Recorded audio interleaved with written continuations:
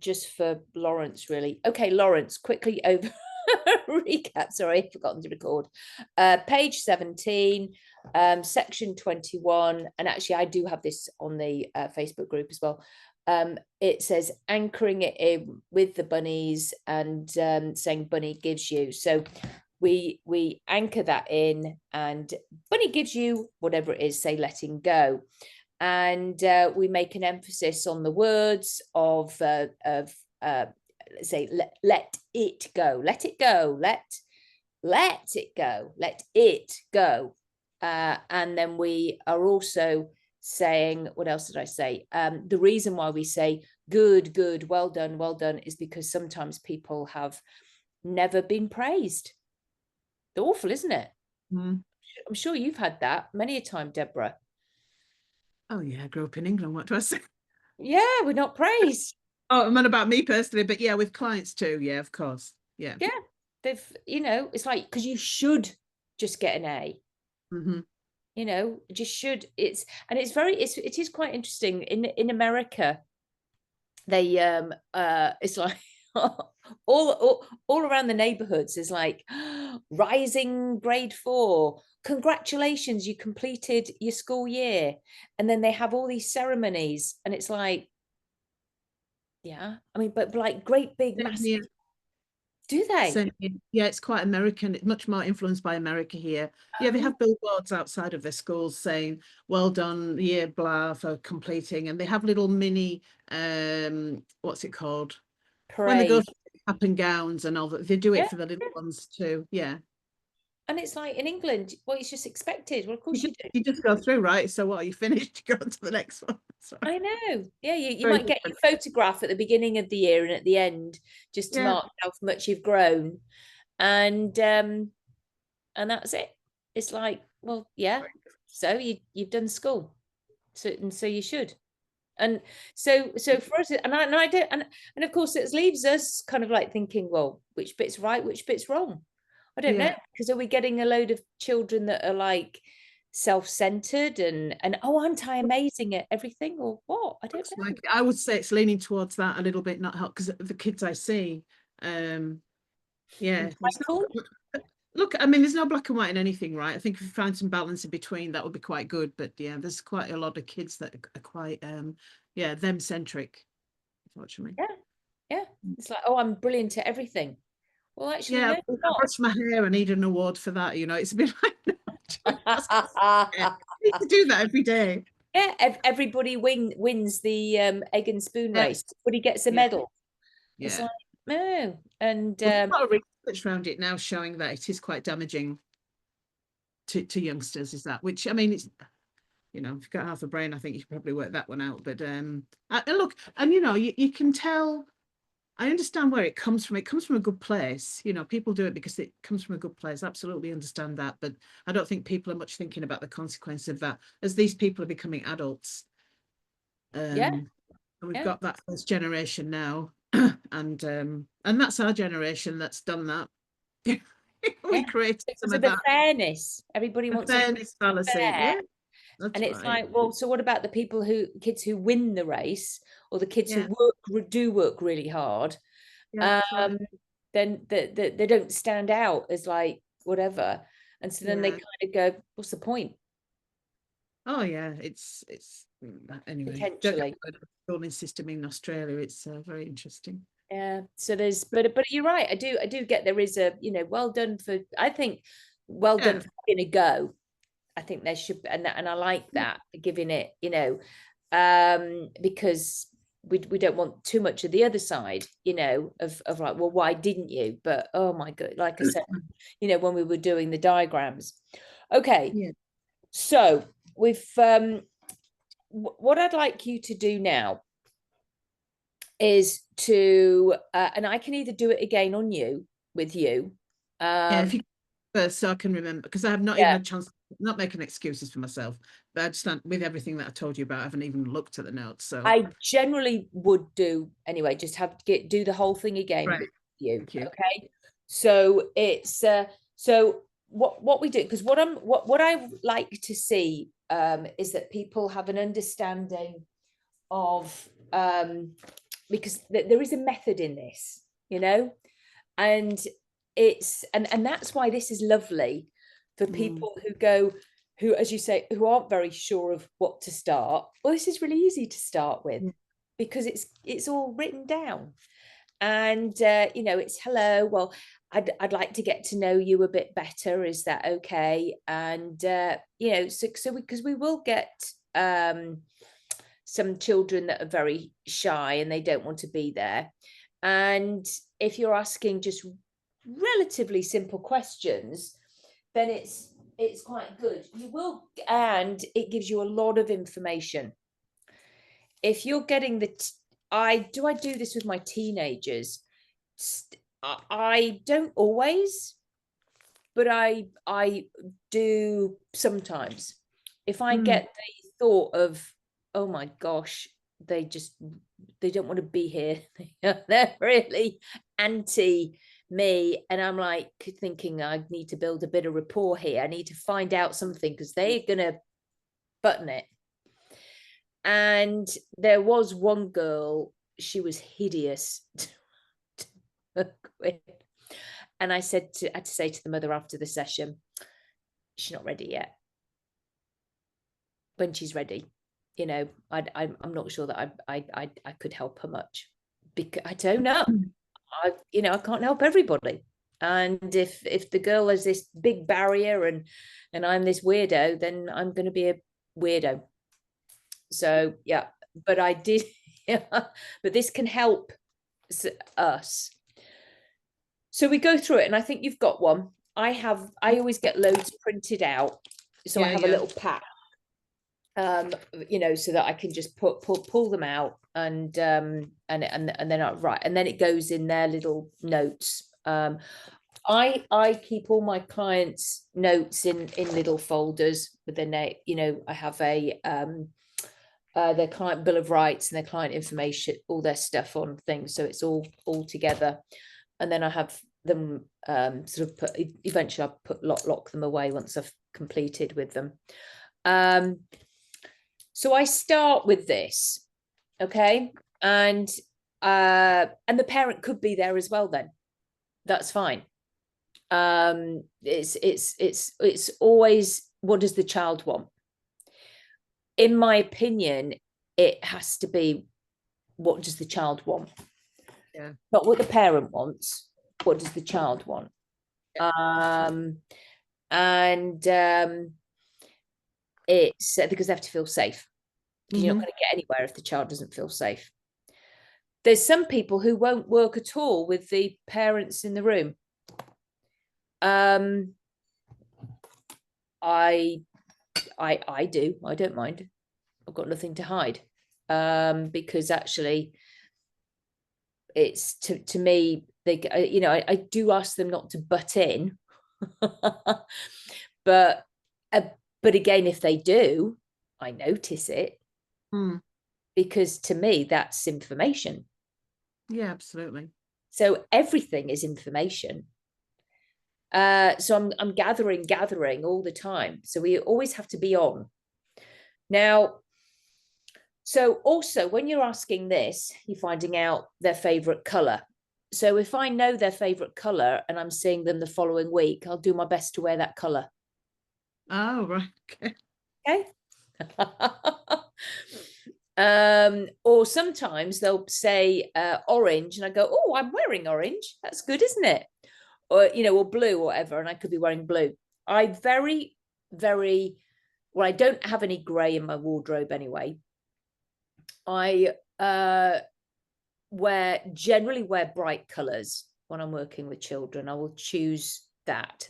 I don't really have any brown either, and I don't have any dark green. Those are my old school colors, dark green, bottle green. I prefer to be light and bright. So, you know, if you've got brighter the color for the child, I just think it sets the tone nicely for them, in my opinion. Yeah. But if you've got a little child, why would they, you know, they're really going to talk to somebody who looks like a crocodile, a bat, a rhinoceros, you know, a buffalo, you know?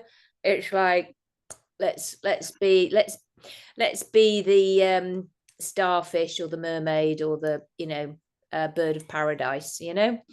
It's more colorful.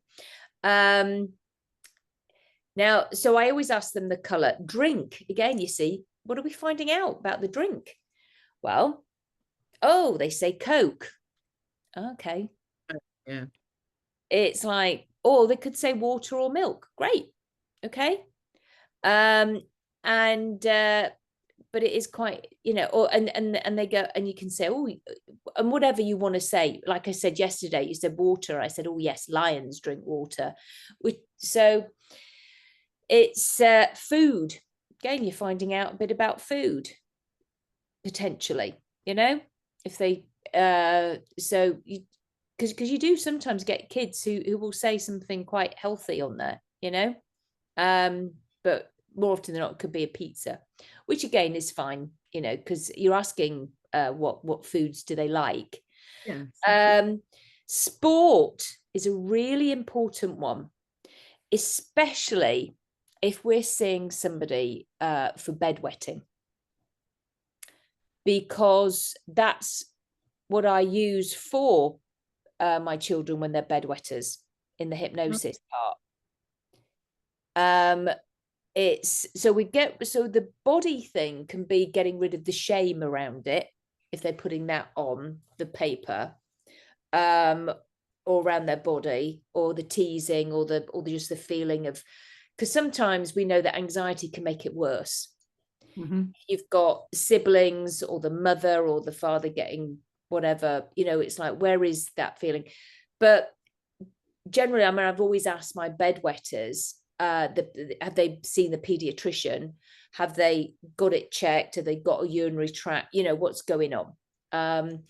So sometimes, so when in the hypnosis part, I can actually say to the, and this is so if they're a little sporty person, you and I'll go, and in hypnosis, you remember how you had to learn how to play soccer, you had to learn how to play, you had to, you know, all the muscle memory, and then we do do you know idiomotor responses? I know of them. We tend not to use it, but yeah, I know what you mean. Yeah, to get a signal. Yes or no. Can your wonderful unconscious mind figure out how to tell your bladder to strengthen, to like that muscle, to learn that muscle, just like it did when how you had to learn to play soccer or swimming or whatever they had to do, basketball. Like kicky uppies, I had one recently, could do like thousands of kicky up, well, not maybe thousands, but you know, quite a few kicky uppies, you know, but he had to learn how to do that. And then it was like, and then you know, and then I think I did some like an arm drop for that. So that's pretty, that's why the one sport here is really important for us to find out for the bedwetter. But again, food, sorry, famous person, you know, it's just all gathering information. It is quite interesting if you get a lot of teenagers who go, I don't know, I don't know, I don't know. Yeah. Well, I'm learning a lot then as well. Yeah, exactly. I'm learning loads when they say I don't know. Well, it's that old thing, you can't not communicate, right? Yeah. So exactly. So and then sometimes I go, I might go, and if you did know, or you know, what and if I found some friends, well, what do your friends like? It's just that they sometimes they say I don't know because they're so used to saying I don't know. It's a habit. The word saying I don't know is a habit. And it's the easiest thing to say to get people off your back, and to say it in a certain tone so that people don't ask you questions. So teenagers will be like, they can be like that. It's interesting you say that. I haven't really put the two and two together. This is just about me and my upbringing, because my dad was whatever. And that's what I used to do. And when I met my husband, he used to say to me, for God's sake, you never answer anything. And it was only when he pointed it out that I have realized that that's what I did. My answer to everything is I don't know. I wasn't allowed to have an opinion, and you would get verbally attacked too. So it was best just not to know anything. So yeah, it was, now you've said that, that sort of makes sense to me. I did that for years and years. Safety mechanism, habit. It was, absolutely, yeah. So friends, as I say, always really interesting to notice friends, online friends. Sometimes they'll come out with them straight away. So you think, oh, good. And sometimes it's there's nothing. Animal, again, because you might need to pull on it as a resource. Yeah. All of this is music, band, you know, so you can build rapport. You know, it's TV program. I know it says TV program, but we might have to say YouTube channel. Or, you know, what do you watch on you know, is there something you watch on YouTube? Again, a storybook. I don't read. Don't like books. Okay. You see? Film, we say film in England, but movie in America. Yeah. Do you say movie or film in Australia? Movie. Movie. Place. I think I mentioned this yesterday. A lot of teenagers' favorite place will be their bedroom. Safe place. Magic power is always interesting. I think I said that yesterday as well. A lot of people will say that they telekinesis. They want to know what other people are thinking. Yeah. So bothered about what other people think. I always think flying is a lovely one for people to have. That is their magic power. It's like a freedom one, you know. So I often will do another question there, and I'll go, oh, what does that mean to you? What will you be able to do? And that's again, so you're finding out more about them. Wish. What's their wish? And that kind of can settle them in. That can take good 10 minutes, that information gathering. It's a really good resource gathering exercise, to be honest. We work heavily on the resource side of things, but hadn't thought of doing it like this with younger kids. Yeah. Well, adults too, I mean, right? It's good for adults too. What am I talking about? Yeah. Well, you might not do it all, but might pick some of it, right? Yeah, well, you see, that's the interesting thing, is that when I'm doing the eye movements, and then I'm breaking state, it's like, and I have to ask a question. I could say, what's 2 add 2? I could say, what did you have for breakfast? But sometimes, I mean, I do this a lot with a lot of their issues, age, you know, that age significant emotional event thing, where they've written down loads. And I'm like, and I'm running out, you know, so I actually ask things like, what's your favorite bird? What's your favorite jungle animal? What's your favorite sea animal? What's your favorite, you know, flower? And I say, I don't mean Pillsbury. You know, what's your favorite? You know, so I ask all these sorts of things, and then actually, do you know what? I'm finding out a little bit about them. It is quite interesting what you find out about people. And you know, where you are in Australia, you see, have you ever been to Ayers Rock? Have you ever been to, you know, I asked you, have you ever climbed the Sydney Bridge? Have you done this? Have you done that? So now you're finding just stuff out. Have you been in a helicopter? Have you done a skydive? Have you done been in a hot air balloon? Have you held a snake? Have you, you know, things you're finding out about, which is it's quite good fun to do, you know, because it just breaks it all up a bit. So anyway, so that's that. Okay, now we also, in the manual, you'll also have this. Yeah, I've seen that somewhere. Yeah, it's next page. Yeah, I couldn't get the numbers on those, so yeah, it's all right. Yeah, I figured it would be all right. I figured people can work things out. We You can know spend what? over the I'm page. not. I mean, it's like, please. There's not. It's not a. It's not a manual with about 100 pages in it. It's quite easy. So these are pretty interesting. So sometimes you get people. What is that? What emotions? So they've drawn the color out. They've drawn it on their body, and if I'm getting like nothing, I go, here, how about this to help you? And I go through, and hands up, I go through phases of using things and phases of not using things.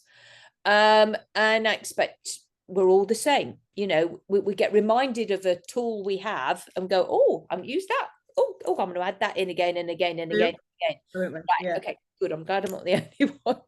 I do it too. I teach it to people, and then they go and say, that thing you taught me, and I go, oh, that's right, I haven't done that for about a year. Yeah, there you go. And it's really useful. And you're like is. going, oh my God, why aren't I using it? So it's like, so this one, it's like, and it's quite helpful. It's got big words on it, but even the little ones understand the face, you see, and then they will write the word on it. Okay, so it's just another little thing. Yep, got it. Which is helpful. And I even actually had a little child right here. They did their own and they wrote in positive. Oh, I know, that's cute. That's cute. So because it was blank, and they said, can I write one in? And I went, yeah. so of course they can. It's that's what we do, right? Yeah. So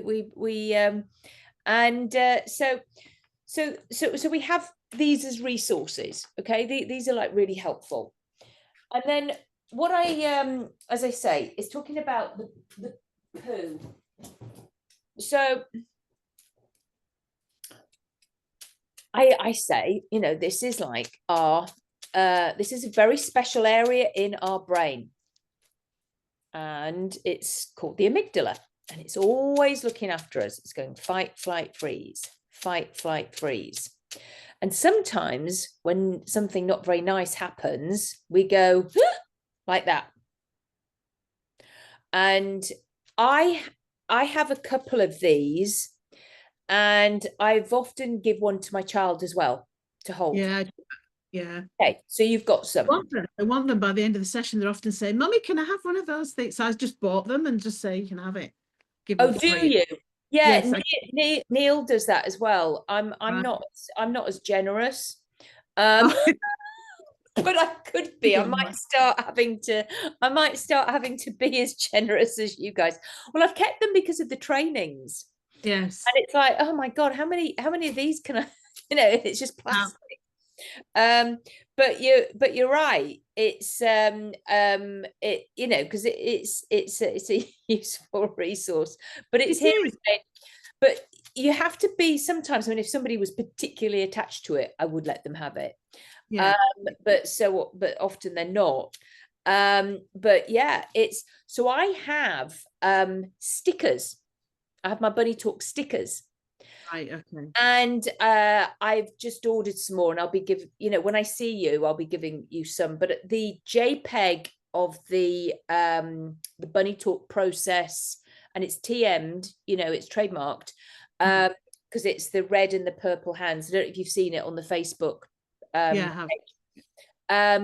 That is for everybody to use.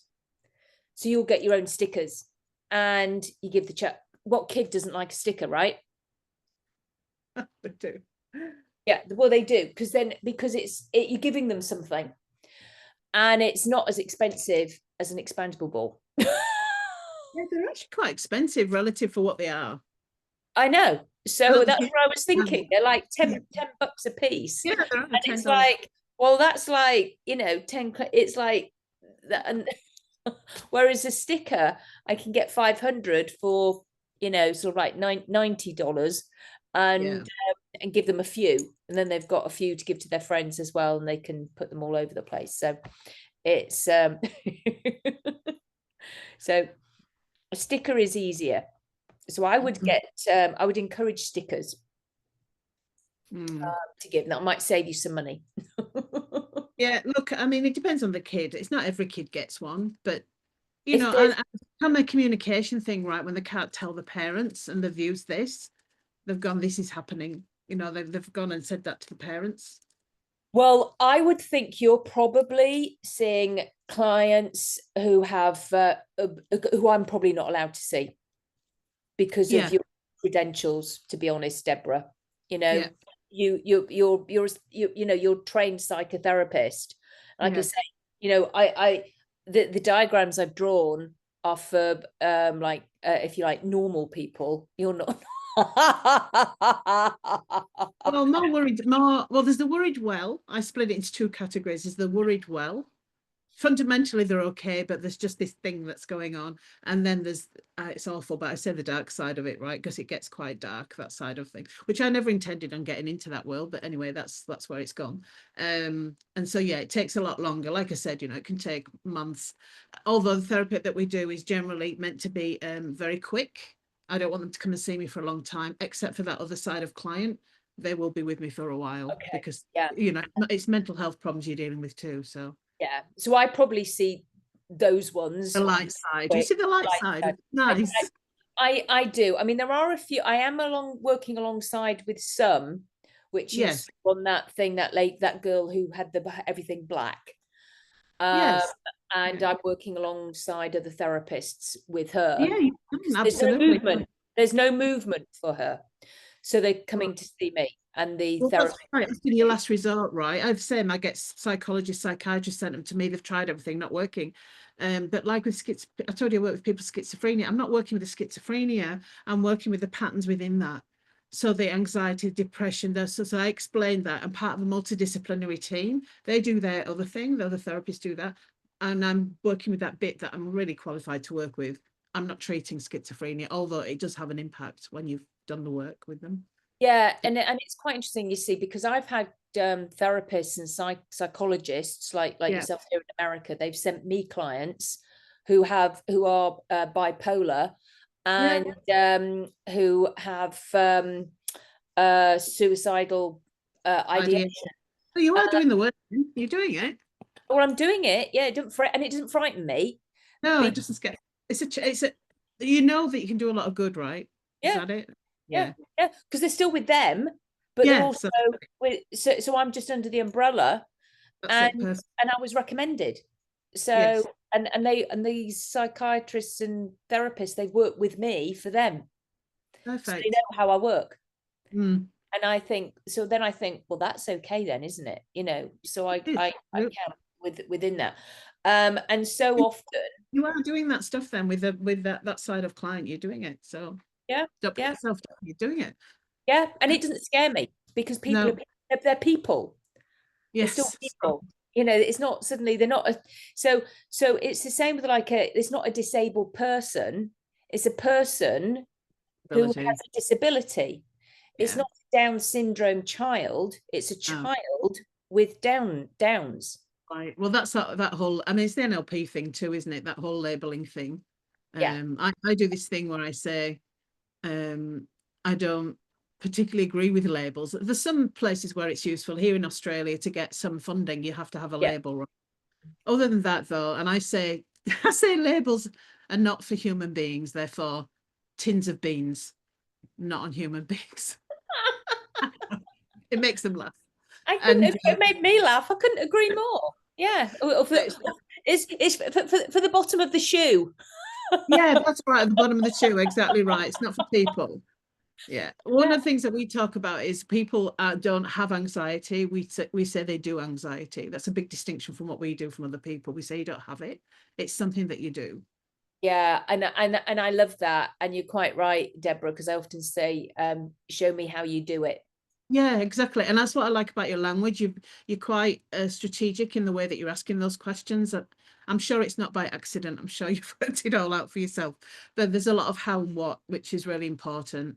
Not Yeah. so much why I or never why. ask why. No, Very, how. very in fact, I don't like it. I No, actually shudder myself when somebody asks me a why. So I know correct. I don't use it. Yeah. because or if somebody says to me, are you sure? Mm, I just mm, like, I go, ooh, yes, I'm yeah. sure. Because why would I, again, I'm saying it now, I wouldn't second guess myself, Yes. you know? It's like, yeah, I'm sure. Thank you. F all. Well, I think this is what I like about what so far, what I've learned with you, because it does focus on the what and the how. And again, that lines up with what I do. It's all about the how you're doing it, what is it you're doing, how you're doing that. And we break down the patterns then and start to change and reframe and put that together in a different way. But Yeah, but a lot I love of that, therapists Deborah. focus on, well, they focus on the past and they focus on the why. And a lot of them, when I get them, often they've seen psychologists for years. It's not uncommon for them to have seen psychologists for years and counselors. And you're like, at what point did you not sort of sit down? I will never say this, but did you not think after like year 5, maybe it's not working? But And how's that working for you? Yeah. yeah, I I know. do ask that I, question. I, I, What I time of agree. year? Yeah, I agree. It's like we're often the last port of call. However, Yeah. this, because it's like gives it, and it's not like hypnosis because it's eyes Mm, open hypnosis. yes. It's like, because that is all eyes open hypnosis, because it's focused attention. Yeah. And then it's like, because people may say to you, oh, I don't want any hypnosis. Go, okay, Mhm. we're not doing, we don't have to do that. We're doing NLP, Yeah. neurolinguistic, doing emotional intelligence coaching. That's fine. Yeah. And then they don't need to know that that is like eyes open hypnosis, because Right. they just, Understand. everybody can be, and I'm in the Bible Belt here, so it's like, oh, I had somebody I've, because she had terrible PTSD, and I said, I can help you. And I've got to ask my pastor first. And he said no. He said, That's because very common. We because get I it here too. We get that yeah, here too. because it's evil. That's right. So there's a lot of I didn't know Australia's a very Catholic country. I didn't know until I got here. And so yeah, within the church here, they will say it's evil, it's devil's work, thing like that. Yeah, we get that here too. Right. Okay. And I felt like going, and he just hypnotized you. That's right. So it's almost like a cult, because he's telling you what to do. Lovely. But I didn't say a word. Again. Okay, well, you know where I am. That's all I say. Mm, You know mm. where I am. So we go back to this. Yeah, sorry. And when something not very nice happens, we go, whoop, like this. So they've got one as well. That's how we started with that conversation, because we started saying, because they might have one of these as well. All right. Oh, yes. So, my goodness, and we digress. But when we digress, we come up with really good golden nuggets of information. So it's not a Yeah. problem. So our mind is open like this, and we go, ooh, so something not very nice is happening, and it's like a big blob of poo sticks to our brains. Now, if I'm so I won't say an AMP receptor to my little person. All Yeah, right, yeah. under 12, they don't need to know that it's an AMP receptor, because like, what on earth's that? Yeah. It sounds like a battery. So it's like a big blob of poo sticks on your brain. So that's where I've got that different. And as I say, I've had a lot of people saying, oh, Azure Gris is coming on. Hi, Azure Gris. I've had, I'm just, Azure Gris, I'm just going over the poo on the brain. So it's like a big blob of poo, and it's stuck on it. Now, I know we had that conversation yesterday. It's not in it, Yes, yeah. because it's easier for something to be on. I like that as well, because otherwise that can become part of identity. I hadn't thought of that before. That's more, it could be that. Whereas on, yeah, I like that. And it's more easy to get rid of, right? Yeah, exactly right. Yeah. It's like our skin. If we get mud on our arm, we can wash it Yeah. off. Wash it off. Yeah. But if it's actually, when you get, have you ever been grazed? Have you ever had grit in your knees? Yeah. You'll have played on the hard playgrounds in England. Grit. Have you Right. ever had, yeah, gritty knees or gritty palms? Yeah, and all the grits in it. All here. Yeah. Yeah, that hurts. Yeah, when that's Yeah. being pulled out.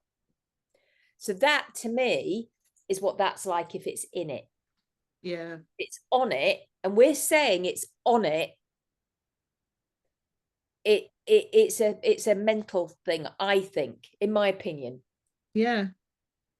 Well, I Um, think yesterday I was thinking about, I don't know why I was thinking blue tack, but I might even I'm going to try it, get some brown plasticine mhm, and get the kids to sort of stick bits on.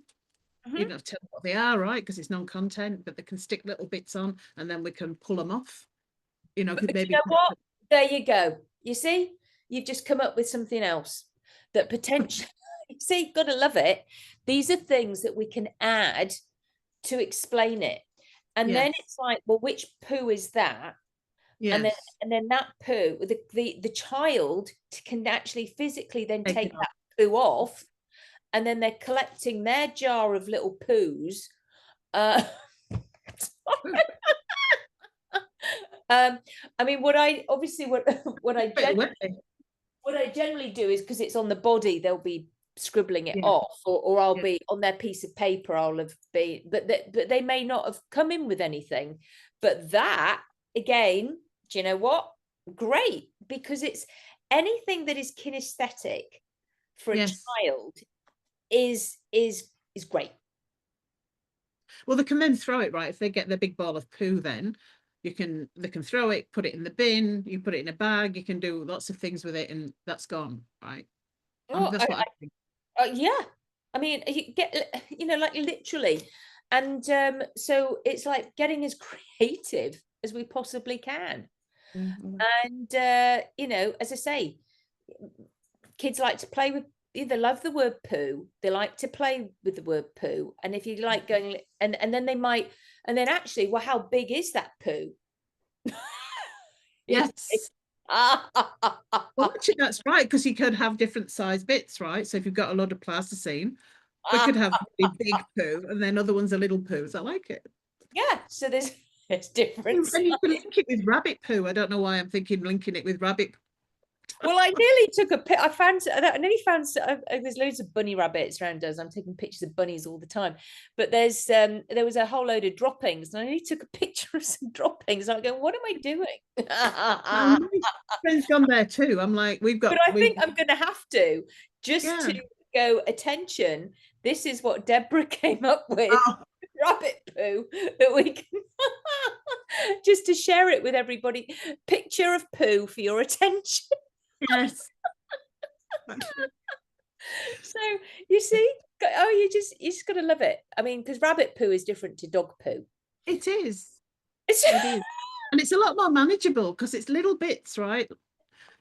Little tiny bit. You can scoop it up a lot easier, rabbit poo, because it's drier and you yes, come along with a you could scooper and probably stuff. even pick it up. You can pick it up. That's right. And if you want to look at it, you can, but why would you want to do that? You can just throw it away. I have a bag, do like a paper bag, and I get kids to throw things and I catch it with the bag. So that's where I'm going with my head. They could throw it and I could catch it, and then they could Or a little scrunch it up. waste paper basket, whatever you want. Yeah, Yeah, whatever you've yeah, got to hand, right? trash bin.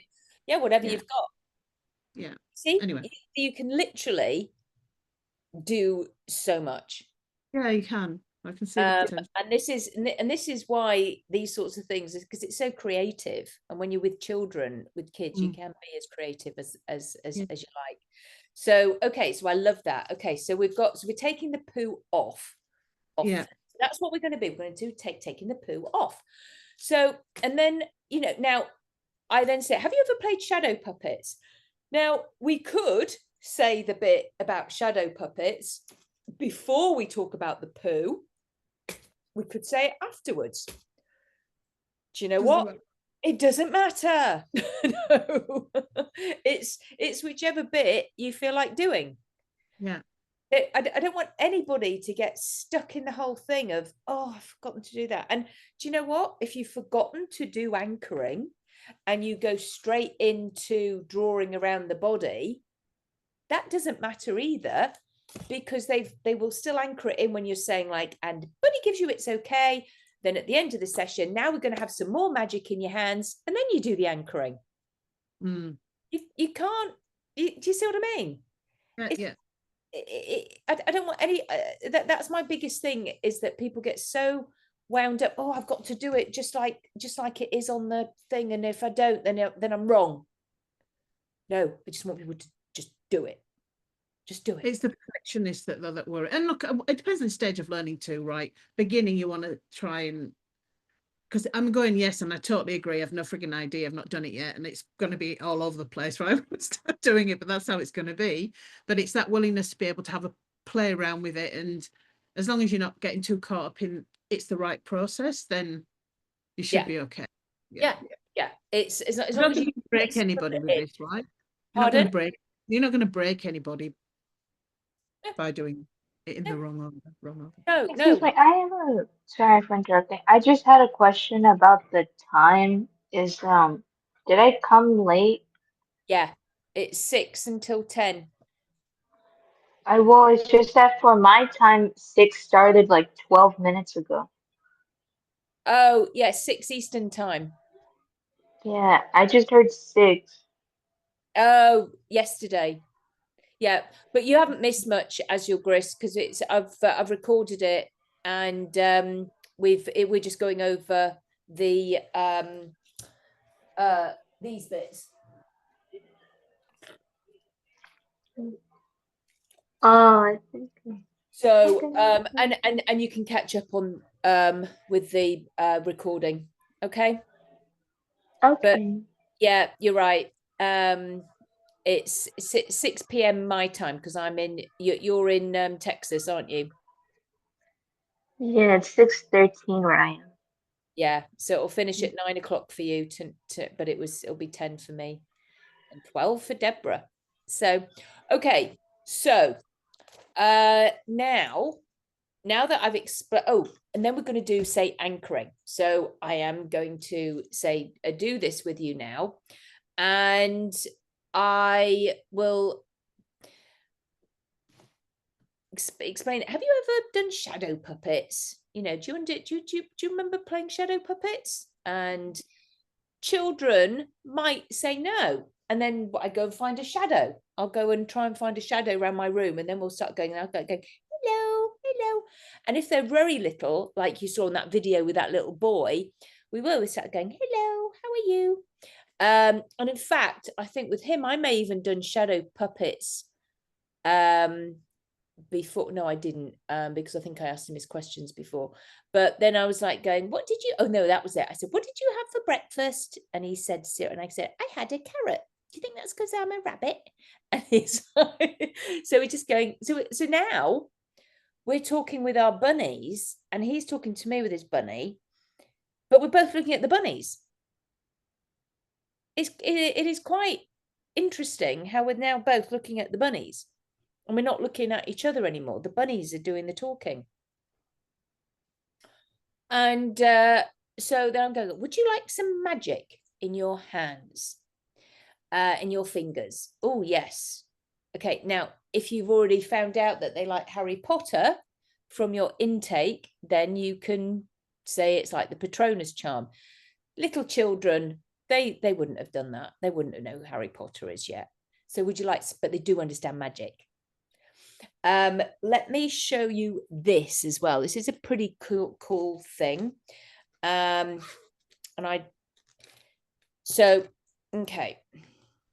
You're going to do the light up fingers? No. Ah. This is like your anxiety that they may be having, or a bit of their horrible feeling. Okay. Yeah. And do you know what? Wouldn't it be a good idea if we just stuff that away, and we could, I won't say stuff it away, because I don't want them to suppress it. Sorry. If we just got rid of it. Yes. Okay. So this is what I'm going to be doing. And I am going to be getting rid of that horrible thing. And I haven't dropped it on my lap. Okay. You might think I have on Zoom, but I haven't. Now, can anybody see my fake thumb? Yes. So in here is that thing. And that's a pretty neat trick that you can play with little children. Okay. So you get, it's called the thumb. You can get it on Amazon. Can you see you see it here? It's turned a bit red because of this anyway, but I might need a little bit of a wash. But it's like, you can just, this horrible feeling, this nasty headachy, this like fog, this thing, these thoughts, these horrible stuff. It'd be a really good idea, wouldn't it, if we could just get rid of that. So this is what we're going to do. We're going to just get rid of all of that stuff, and hey presto, it's gone. Because kids love it. A magic trick. Okay, did you get that as your gris? Did you see that? I don't think I've shown that many times in this, because sometimes I know stuff and I forget to say it. Yeah, no, I saw it for the first time today, of the little anxiety thing and the stuff. Oh, that's the first time you've seen it, yeah. So so there's that little trick that you can do. Okay, so now we're going to have magic in our fingers, and so now I know you know how to set up an anchor. All right, so I do a time when they felt really nice and calm and relaxed. If they're little, they might not really understand that so well, because they might never sit down and relax. So, and then we do 2 times where they felt really pleased about something, really happy. And it could be a drawing they did, it could be a race they won, it could be that they ate all their dinner, it could be they had a dry bed, it could be that I don't know, whatever it is. Okay, we don't know, because it's their stuff. And this is the beauty of it, because your client is your script, is your work, you're working with them. And so, and then and the way we set it up is that, close your eyes. I'd like you to fully immerse yourself into that feeling. What does it sound like? Who was there, what you were wearing, what it felt like. And if it's the laughing one, how that felt in your tummy, how funny it was. And then it's like, and then when you have that feeling as though it's happening right here and now, power it into your finger and thumb. And they could do it in both or just one, doesn't matter. If you're thinking you might like to do collapsing anchors, then just put it into one. Because have you ever done collapsing anchors? I know of it, but no, I've never actually done it. No. Well, it's not in the bunny talk process, all right. But as your gris, I'm going to show you collapsing anchors. I will probably put this as an extra in an extra master training. So I'm just going to do it now, because there's not many of us on here, so we're going to have plenty of time to practice. Do you see what I mean? So I may as well just throw something extra in because I can. So if you both put something that you're upset about, so close your eyes, and I'd like you to put something that you were upset about into your left hand. And I want you to squeeze that in, that thing that you're upset about. Notice what it sounds like. Notice if it's got a color, if it's got a smell. Notice that thing, that feeling. And just really immerse yourself in that and anchor and have that in that left hand. And now relax your left hand. And now I want you in your right hand.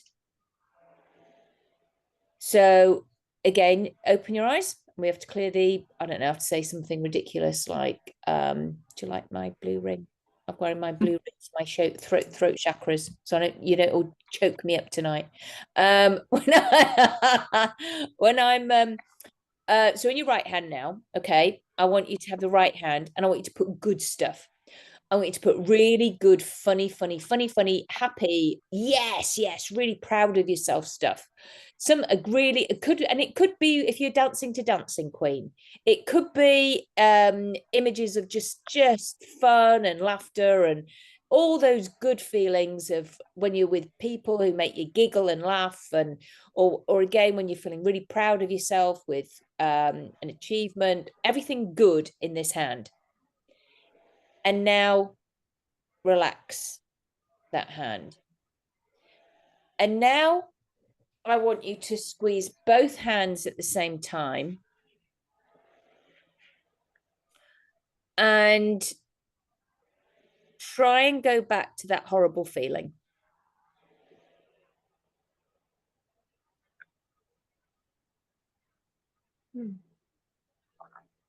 And you'll just notice that you can't. Does that make sense? And now let go of the left hand and unlock it. Let it go.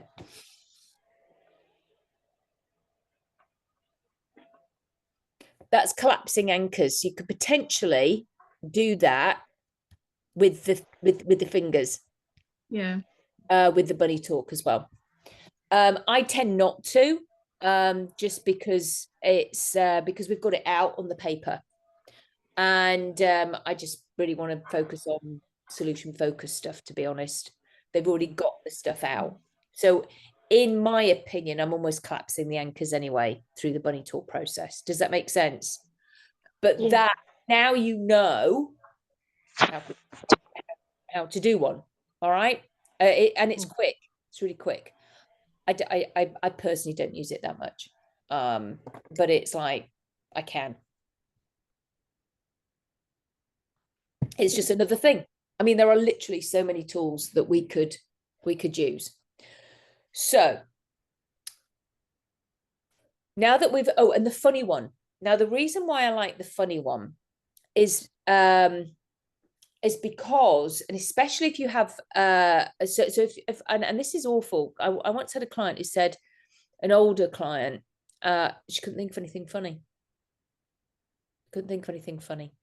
And I said, well, I'm going to share you one of mine that makes me giggle in the middle of the night. And so if you have one, then share it with them. All right. Now, mine is, I did a presentation in England. Oh my gosh, way back when.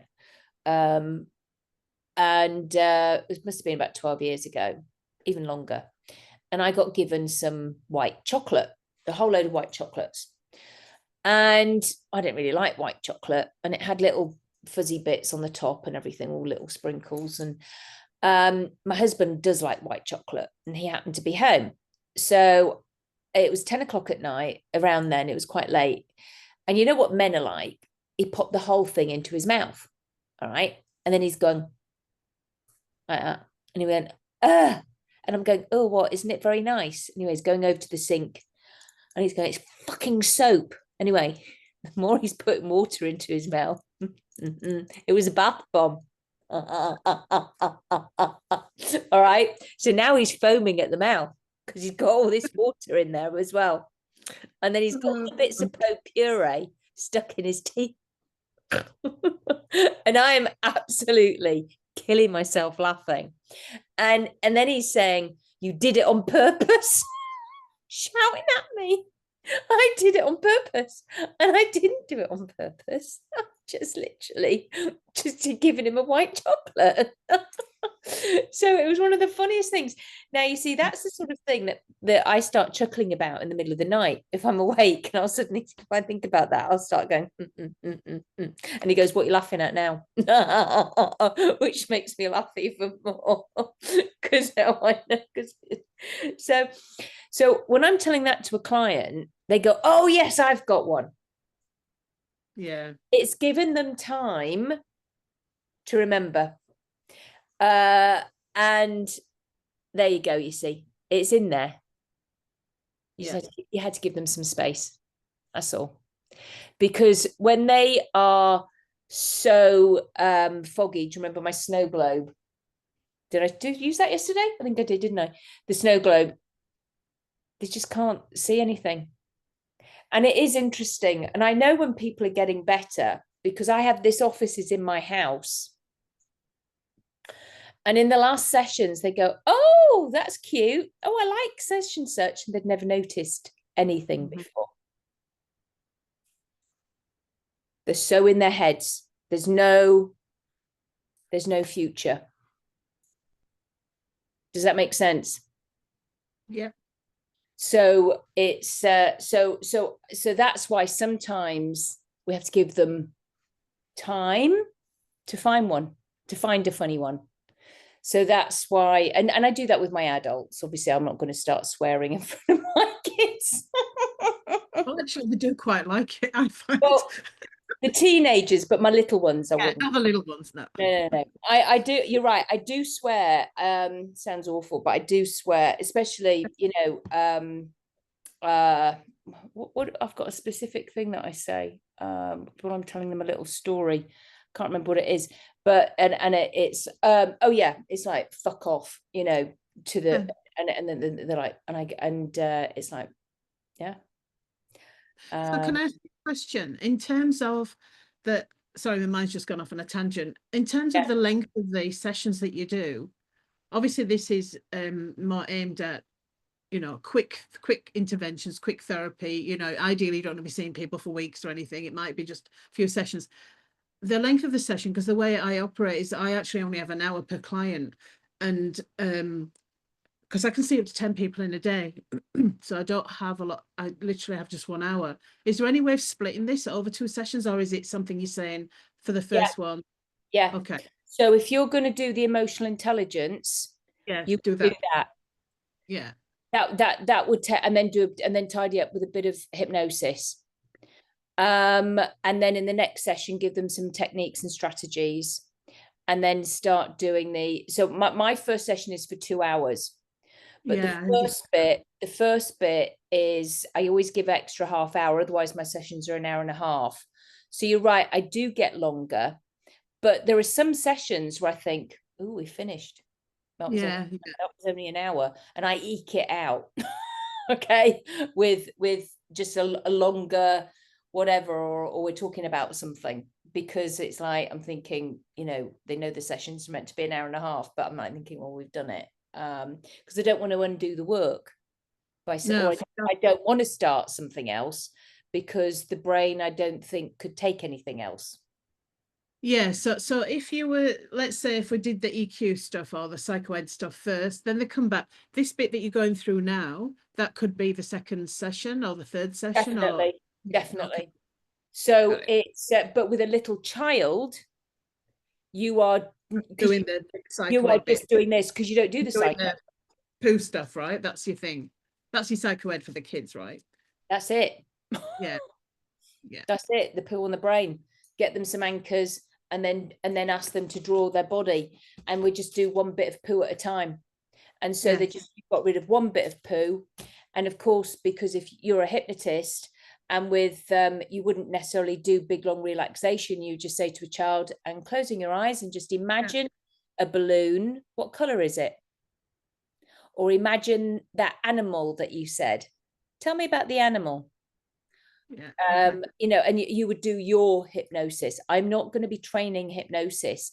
I could in a masterclass, because I'm a I've got I haven't put all my stuff in yet, but I'm an ICBCH trainer. I could, because I've been doing it for so long, and of course I could.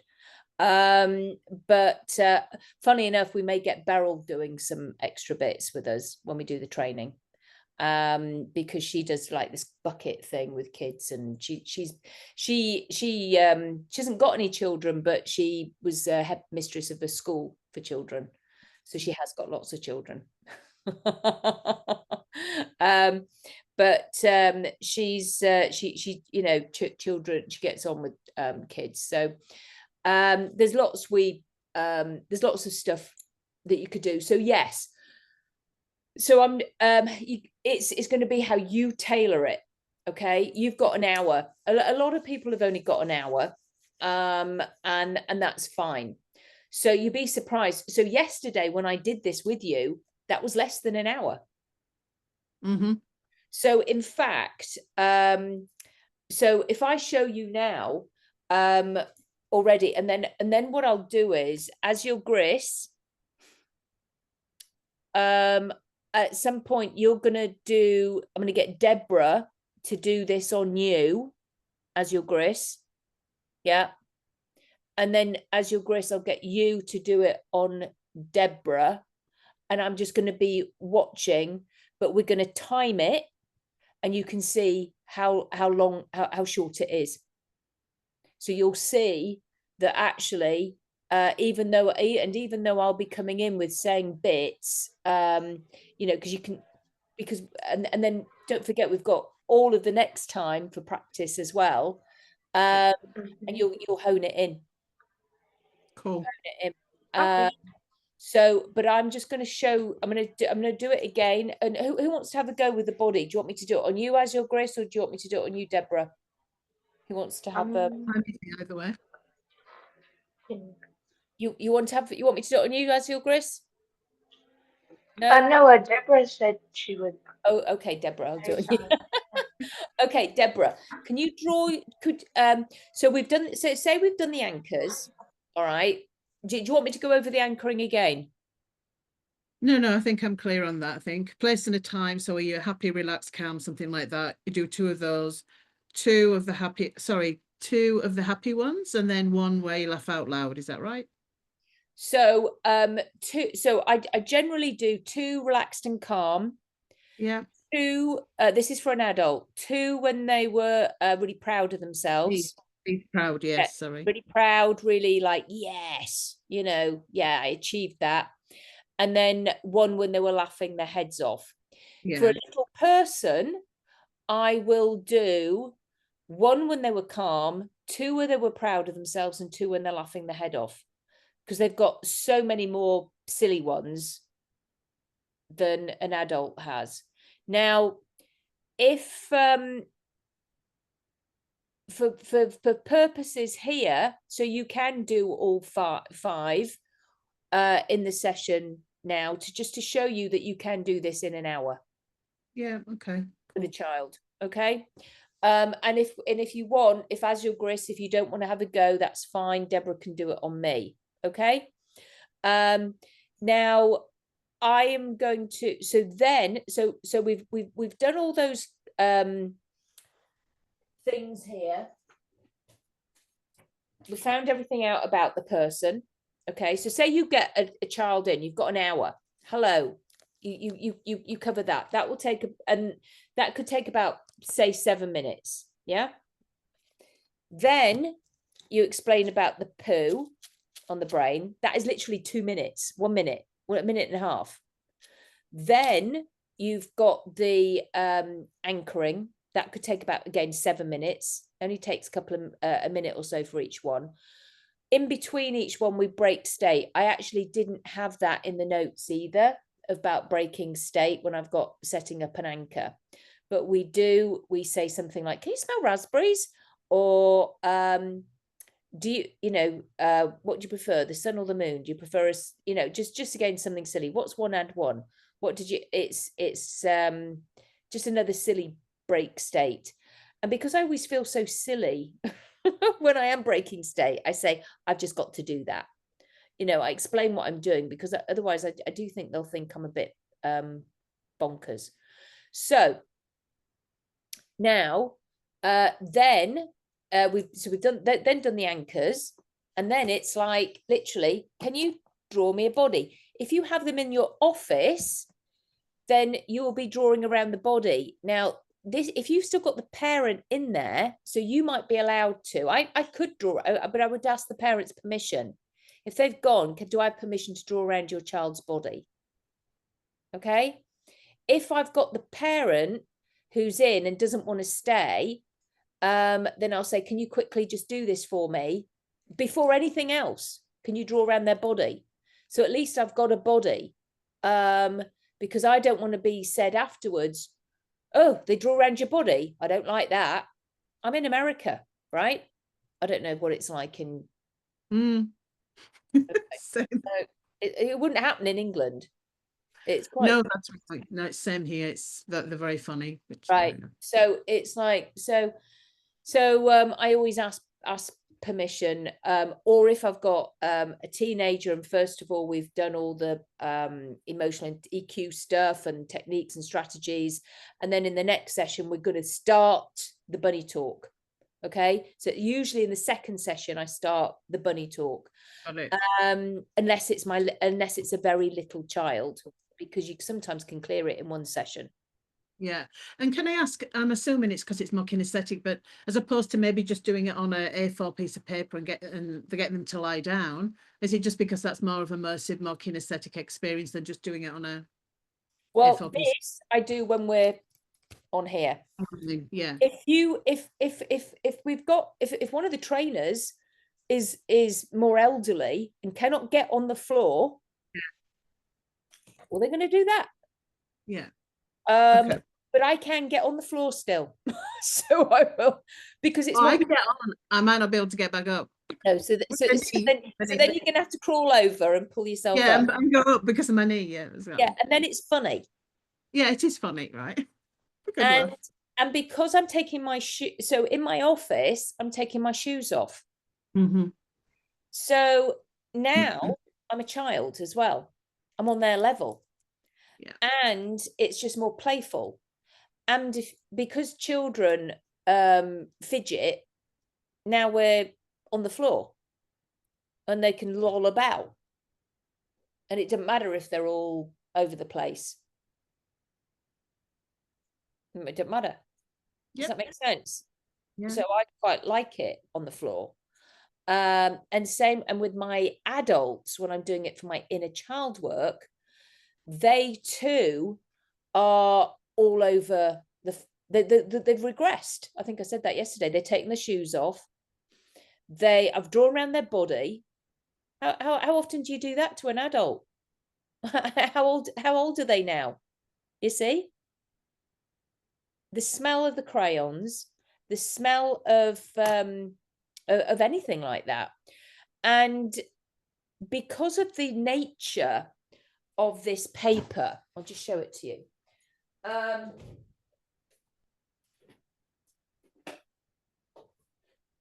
It's curly.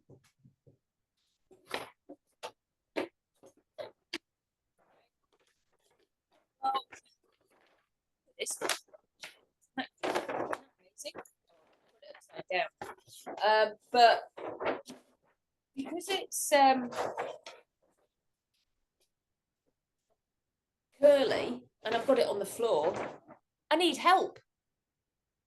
Now, when you get it and you know, we're rolling it out on the floor and we've got a few, that means if I've got a child or an adult helping me, I've got compliance. They're having to help me. And again, at the end, when I'm doing it and tidying it up, so we need my shoes in the corners, their shoes are in the corners, holding the paper down.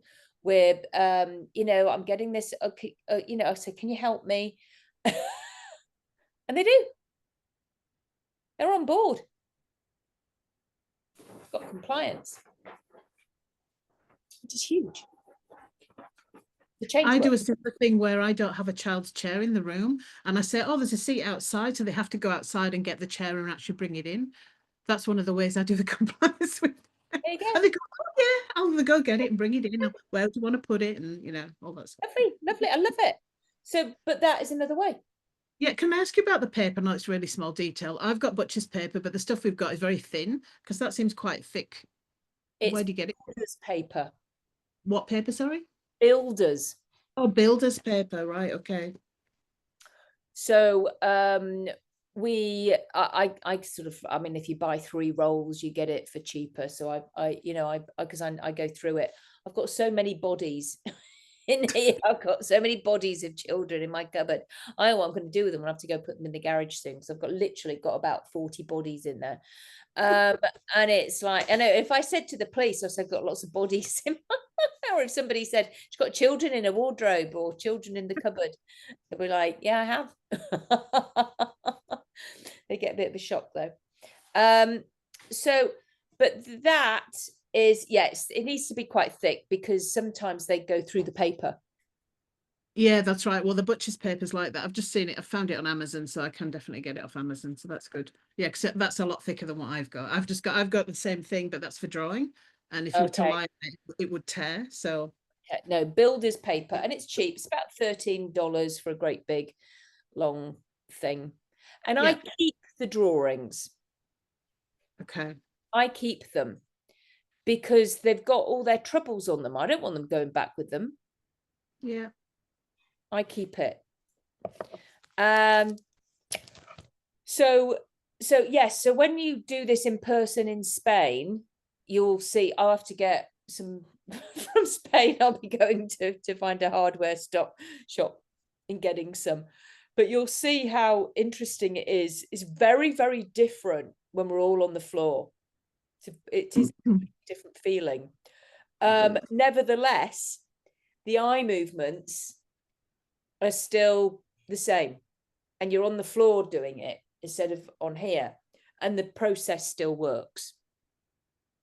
But the power that I've got with my adults, I've noticed they're like, I had a doctor, she came to see me, and we'd cleared a lot of other stuff, but then she started crying, and I went, how old are you?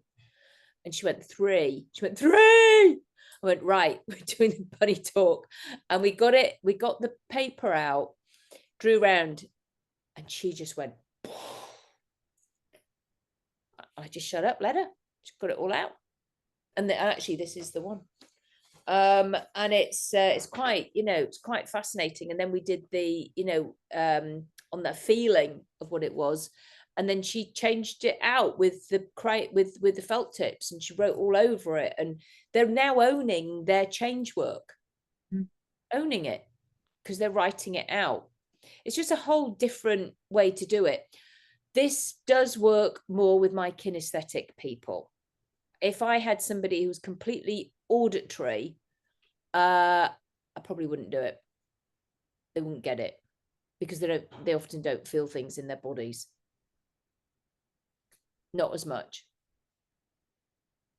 But most of my clients are actually kinesthetic anyway, to be honest. That's right. And look, you mentioned it yesterday that there is a slight problem with the idea, of people on a lot of medication. I can get people on 6 different medications, and it can be hard for them to actually, because it's just numbing, right? It's horrible. It's horrible. And they just flatline. Yep. Takes them longer to feel their feelings. So when I get a client and they're not on any medication, I say, oh, great. I go, well done. I've had some people that have come off Effexor, and they go, it's really hard living without my stuff. I'm going, I know, but you're doing brilliantly. And I said, now you're going to be feeling your feelings, because you've got a whole 20 or 30 years worth that has been suppressed now. Yeah, exactly. And you've not felt them. So it's in my opinion, things like that is just as bad as taking weed and other drugs. However, I do know that there are people who sometimes need them. I know there are. And so that's why I just shut up a lot of the time, because I don't know. Well, if someone's running down the street naked, right, you probably need to intervene. But the idea was originally, I mean, I'm not a big advocate of medications neither, to be honest, but you can't have a personal opinion. But it was always meant to be in conjunction with other stuff, but that never happened, right? It's just become the go-to for, well, here's a tablet, here's a pill. Quick. This'll fix it. Yeah, quick. Next person. I've only got 10 minutes. Yeah, hurry up quickly. Yeah. Here's plaster, stick it on. Yeah, they're not interested. So fortunately, I do think there is a lot more people coming our way. They are understanding. So now it's going to be for then you to do a drawing. But actually, I am. Do anybody need a break? And go to a quick toilet break. I do. 5 minutes. Yeah, 5 minutes. 5 minutes as you, Grace. See you soon. I'll just press pause. So, but yeah, and of course, purple is always quite, a hypnosis color anyway, isn't it? Sorry, isn't it? But yeah, it's just bold. As I say, it's action. It's moving forwards. It's like, let's get the job done. It's that's That's me. So, you know, I am not shy in retiring. And but yeah, so so that's what I give to my clients. And you know, stickers are stickers. Kids love stickers. And so I think you got some stickers, didn't you, as your grist? Did I give you some stickers? Expect I did. Yeah. So, okay, I'm going to do this now, and then we'll time one for you, okay, at some point. All right. We'll time yourself when you do it on me. But first of all, let me just go over with you. So can you draw yourself a little person on there, like a gingerbread person, gingerbread woman, man. Biscuit. Okay, biscuit.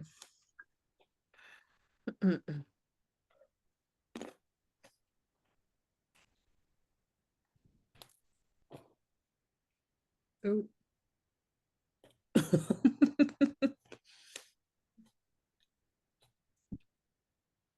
And do you mind sharing what you've drawn so I can see it? There you go. Okay. Oh, yeah, I can see him. Okay, or her. And oh, and as your Gris has done one as well. Okay, great. So this is how you do it then in group. So this is quite interesting. So you get everybody to do one. And then if you can, so now you know we were talking about that poo, that bit of poo on here. Can you think about one of those? And can you put it on where it is on your body?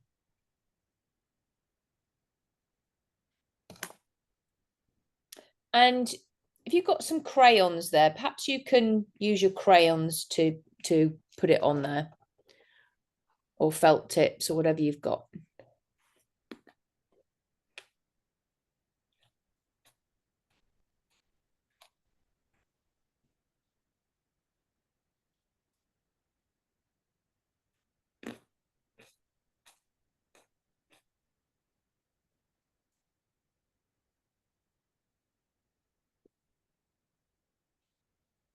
And can I see what you've got there? Okay.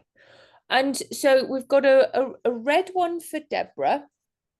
And is that orange? That's orange. Oh, is it orange? Okay, so Yeah. got orange. And that was that green or blue for you as your Gris? It's like I think it's like cyan. You know what is cyan? Yeah, they're just blue with you. Special blue. Okay. So with that, can you tell me, is it heavy? Is it light? Is it got a smell? Can you write those down? Has it got a sound?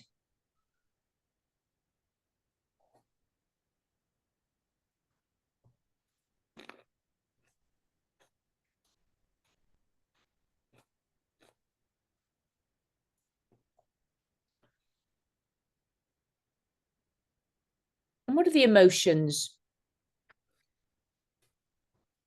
And again, if people can't come up with the emotions, that's when we bring up,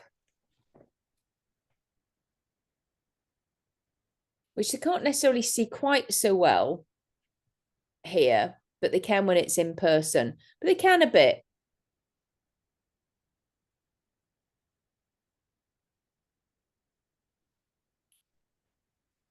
So you could just give that. And is it a feeling or an event?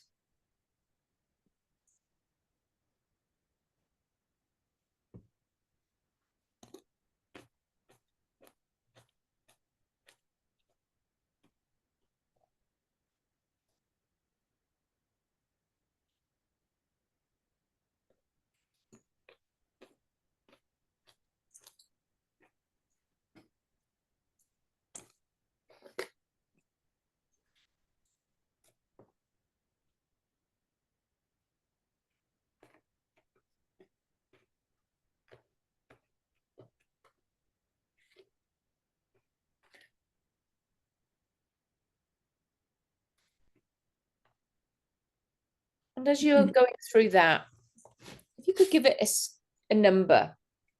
So 12 is the worst you feel that feeling and 0 is nothing. Where are you with that?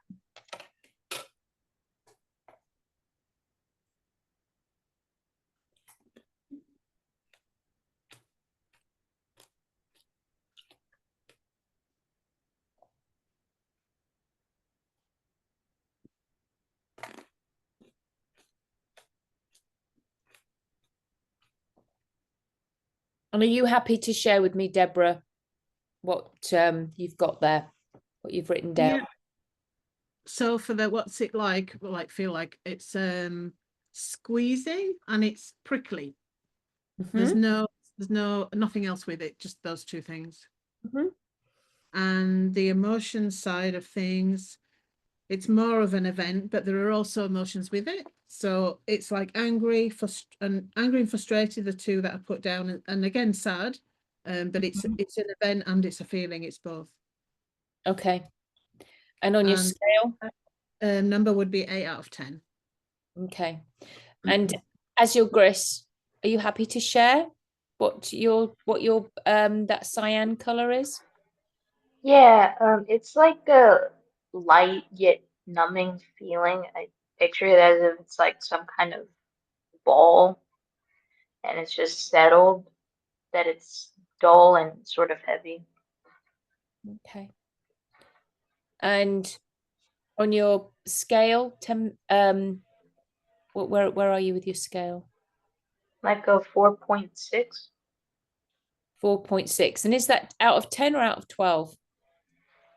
Out of 10. Okay. So what I'd like you to do now, and this is what I do when I do group, I don't actually ask everybody individually what their stuff is. I just go notice it and write it down for you. So like I say, you can do this with group on Zoom, or probably if you get group children. Again, you couldn't do all the bodies, Deborah, but I bet there is opportunity for you to do group work. Yeah. And then they would all kind of like line up in front of you, but then you'd be using the fingers. Okay. So if both of you just watch me now, can you see my fingers as you're Gris? Because I can't see your face. Okay, so just keep following my fingers. Follow my fingers while you run your mind through that feeling, through that event. You know it, you know what it is. You know everything about it. And let it go. Let it go. Say the noises, say the noises. Let it go. Let it go, let it go, let it go. Shake it off like a dog does. And just checking again that your feet are firmly flat on the floor. Let it go. Let it go. Let it go. Let it go. Let it go. But he's got it. Boop. Deep breath in through your nose and out. And what's your, let me see. What's your favorite bird? Cockatoo. What's yours as your Gris? Parrot. Parrot. Okay. And how is your body feeling now?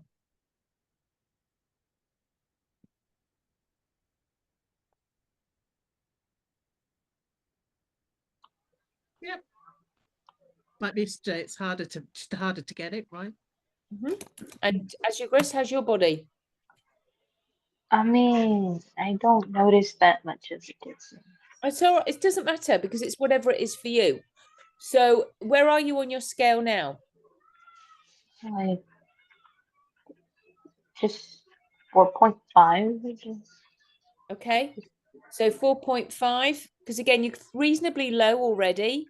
So it may be that it's something that is, quite heavy again, because I don't know what it is, you see.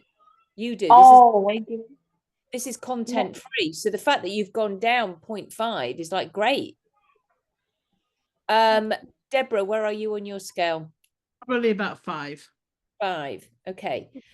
When we see our clients, you see, the whole idea of this work is that it is content free. we might know the bare bones of it, but we do not need to know all the detail, because in my opinion, all that does is embed it more and more. And especially teenagers and adults, they will like to change the story. A child, it will be real to them, real or imagined. In fact, to all of us, it's real or imagined, because it's how we have perceived it. So so it could be very real, but not have happened. And the thing is that when we start telling more and more stories around it, we delete and we distort the story. Distort it, in my opinion. And we have an innate thing around us all that we want people to like us or feel sorry for us. So you will get, I mean, the stories I've heard from some teenagers, and I thought, you little bugger, I know that's not happening. You know, and it's just telling terrible things about their parents. And I think, bloody hell, you know? And I bet it's not like that at all. It's just that they want me to go, oh gosh, that's awful. So we get curious all the time, or we just go, we stay, yep. So the fact that there is no change sometimes, or it gets worse first, often does, that means there's change if it gets worse. Or they feel it's somewhere else, or it's suddenly become a different color, but it's the same. There's change. So going down 0.5 when it was 4.6, just down one little section, as your Grace, is absolutely fine. And when people do give you points like that, you'll know that they're probably more auditory as well. When they're very when they give you point this and point that. Are you And more, what called again? are you more auditory as your Grace? Yeah, like you mean like listening and stuff like that? Yeah.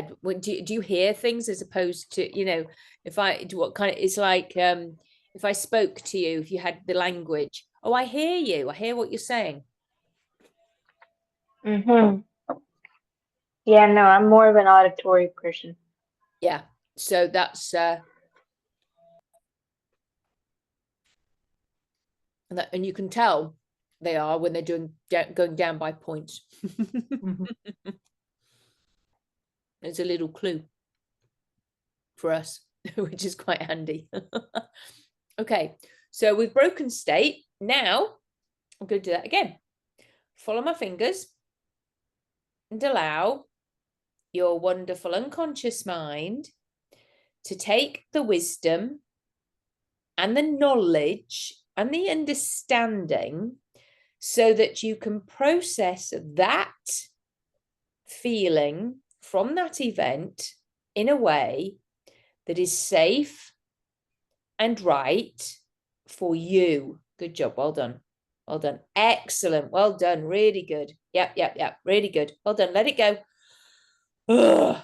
I'm putting it in the right place in your brain so that it never needs to bother you again. Good job. Well done. Taking the wisdom and the knowledge and the understanding so that you can process it in a way that is safe and right for you.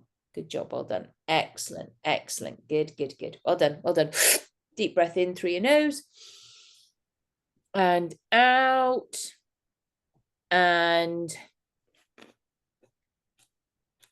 what's your favorite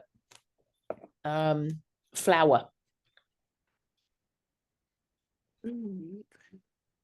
Kangaroo paw. Well, I'm really going to know what that looks like. Kangaroo paw. Yeah. I never even knew that was such a thing as a flower called kangaroo paw. Yeah. Wildflower. They tend to grow after bushfires a lot more. Do they? Isn't it interesting how sometimes bushfires can bring those things about? As your Grace, what's your favorite flower? I think I like more of the shades or stuff. Anything, or white roses, maybe white roses. Oh yeah, beautiful. Okay.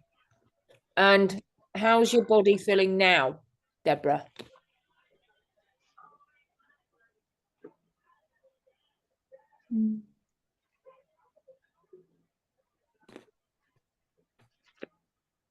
Yeah, about a 4. It's gone down.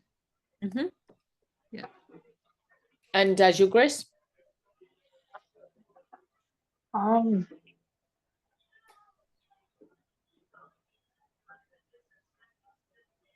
Not that much of a difference yet again. I have a question. If anyone ever came to one of your sessions and they gave you a number, right? And it barely moves, what do you do? I would do havening. What's it? This. So it's another thing that you would have to get certified in. It's just another. I'm a certified havening practitioner. I would do something else. If somebody's stuck, I go, okay. I don't get upset by it. I don't go. I go, okay. Or I could do kinetic shift. Or I would do. Yeah, probably do one of those two, to be honest. Or I'd get curious, because sometimes people are, I go, what's that about? What's coming up? What's happening? Where are you going with your mind? What are you thinking about? Because they might be wanting to hold on to it for something. I want to know if there's a secondary gain. I think we talked about that last night, didn't we? Secondary gains. Does that make sense? Yeah, no, that makes sense. Thank you. So a secondary gain, I think I spoke about that yesterday, but it very rarely happens. Sometimes somebody can get stuck on a number. I go, and there's like no shift, and I go, okay, so now we're going to do this, and I'll probably do kinetic shift, or I'll do havening. Yeah. Have you done havening, Deborah, at all? Yeah. Great. So yeah, you could, and because we're, I mean, fortunately for me, I've done several different things. I would just do something else, and that's okay.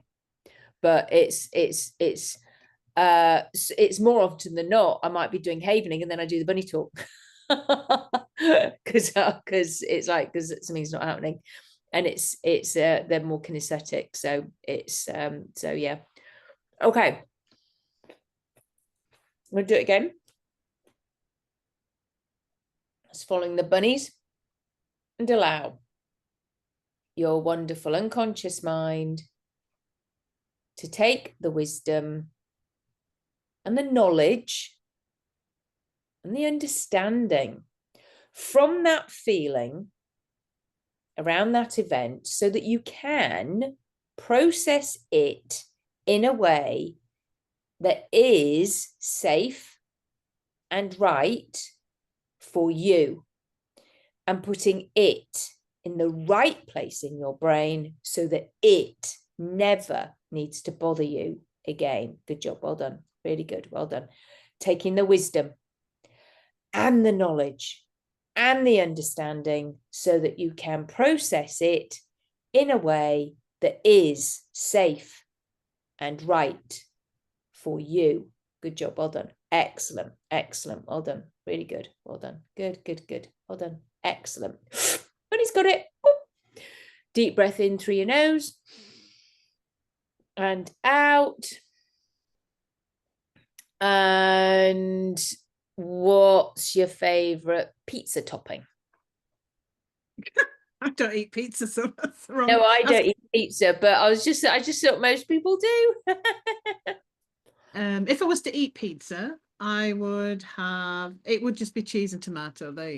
Ordinary. Yeah. There you go. What about you, Basil, Grace? I just classic pepperoni. How's your body feeling now, Deborah? Yeah, that's gone down to a 2. Actually, I could feel it when you were doing it. It's funny because I'm not normally, because I've trained in EMDR too, and I couldn't even do that eye following thing. I had to do this and all sorts of other stuff. But I don't know what it is about the bunny that just, it's easy for me to follow. I used to get quite dizzy with it. And as you were doing it, especially when you were doing that, I could feel like shifts, which is You good. get tingles in your head. Sometimes, yeah. I get tingles in my head, and especially with the figure of 8. Right. And do you notice that I say it a lot? Now, the it is really important because it's your it, or it's a child's it. They might not even know what it is, but the subconscious mind, unconscious mind, whatever you want to call it, knows what it is. It's their it. Yeah. So, sorry for Whereas interrupting. So it's just it is purposefully subjective so the client can get their own understanding of it without you having to put a label. that's right. I do often say the feeling around that event, because you did say to me, Deborah, there was a feeling from the event. So Yes. I use that. Now, as your Grace, where are you on your scale now?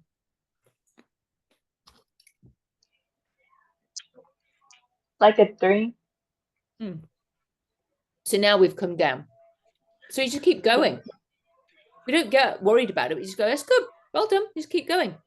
Because the thing took probably like 5 or 10 years to happen.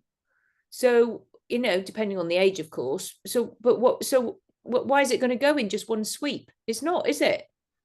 Yeah, It's going to take time to go through. Now, occasionally you get people and I'm 0. So when they say they're 0 after just that, I then always say, okay, we'll just do it again.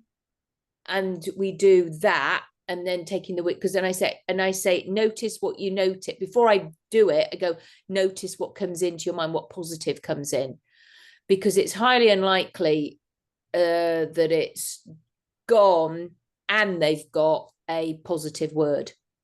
So that's why I always say the words anyway. But sometimes it can be like that. So, okay, did either of you, because remember I did this, the stones, the sand, the rocks, the sand, and the the rocks, the stones, and the sand, because you're both in sand now, because it's 3, 2, 1 is sand. Did either of you yet come in with a positive phrase to embed?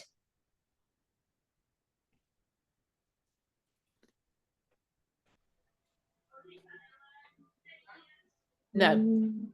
You both would have said it straight away. No. Yeah, no, yeah. No, because you had to think about it. I want it straight away. So that's another thing. If they're going, no, okay, we do it again. I just go straight into it again. Okay. Because if you're having to think about it, then no, that's you consciously thinking about it. I don't want you to consciously think about it. I want it to come in because it dropped in from your unconscious mind. Does that make sense?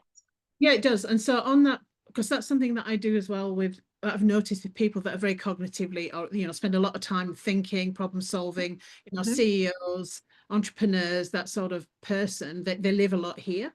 And sometimes I will test them by doing, this is not with you, obviously, I'll do like a word association, because I want to see if they can actually just get that first uninterrupted response about something. If I say bananas, you say, and they start analysing it before they say it, then that's another, their worldview is different. The barrier. And it's a barrier, that's right. So, but often I'll find if I do that word game, eventually we get there. Once we get there, then I'll start doing it, because it's like they've forgotten how to do that. It's all analytical all the time. Yeah. So sometimes you have to with your very analytical clients. Yeah, that's the other time. So auditory is one, and I think the other one is if you've got a highly analytical person. Then you might have to play sort of like green, right. There's loads of different games. Yeah, different games. And I that they frustrate me, but it's I tend not to. I must admit, it's like I would I think I just must attract more kinesthetic clients. Mostly they are, especially if you're doing anxiety, depression, that sort of thing, it's all very kinesthetic. But I do have a cohort which are the high performers, and they're the ones that are just up here in the head, and they're quite frustrating, to be quite Yeah, no, I know. I've had one or two and it's like, oh God, it's like, so when I get them like that, and then they suddenly as they do that, oh, but I have this hobby of yoga and I do this and I do that. I go, good. I go, okay, it's fine. You can still, I can still easily work with you. Okay, so I'm gonna do it again, and then what I want you to do is to notice what positive comes into your head. As your Grace, can you turn your computer down a bit because I prefer to see more of your face. I'm just seeing more of the ceiling, and it's just that when you do this soon, your hand is going to be no one's going to see your hand. Yeah, no, it's just I'm on my phone. I don't have a computer. I still can't see. Maybe it's there. Is that? Well, it will be, but when you start doing this, you're going to have your hand right up when you're going to do it on somebody. Okay. I mean, I can have it easy.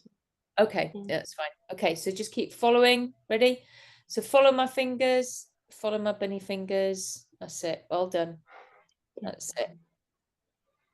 And allow your wonderful unconscious mind to take the wisdom and the knowledge and the understanding so that you can process it in a way that is safe and right for you, and putting it in the right place in your brain so that it never needs to bother you again. Good job, well done. Excellent. Taking the wisdom and the knowledge and the understanding so that you can process it in a way that is safe and right for you. Good job, well done. Excellent, excellent, well done, well done. Really good, really good. Excellent, excellent. Taking the wisdom and the knowledge and the understanding so that you can process it in a way that is safe and right for you. Good job, well done. Excellent, excellent, well done. I've got it, Bunny's got it. Deep breath in through your nose and out. And let me see. What's the temperature where it is right now for you, Deborah? It's Western England. It's 10 degrees, I think, where we are today. It's freezing. Very cold. By standards. Yeah. Well, what are you as your Grace? Maybe the 70s or 80s because it's summer. Yeah. So, and Texas is naturally almost always hot. So. Yeah, it's quite hot here. It's like a bath outside, hot bath. Do you have dry heat or wet heat, Deborah? In Melbourne, it depends where you go. Obviously, the tropics at the top, it's quite humid, but down here, yeah, it's more dry. Well, actually, I'll tell a lie. It's changed over the years. It used to be very dry. We're getting more of the humid heat. Are you? Yes, Right. that we used to do. So that's a change, yeah. How's your body feeling now? Yeah. 1, 2, around there. 1, 2. Did you come in with a positive? It was weird, actually. It came in and I'm like, is that positive? But it was like, it was just a rainy day. It was just one day out of thousands is what was coming in. I know it's quite a long thing. And I was like, is that? But I was like, oh, that's what's coming up. So that's what's coming up. Yeah. And it's like, what does that mean to you? It was just a rainy day, just one day in 1,000. So what does that mean to you? Well, it puts it in proportion, in perspective. Yeah. So what can you do with that? What can I do with that? If it's in perspective now, what can you do with it?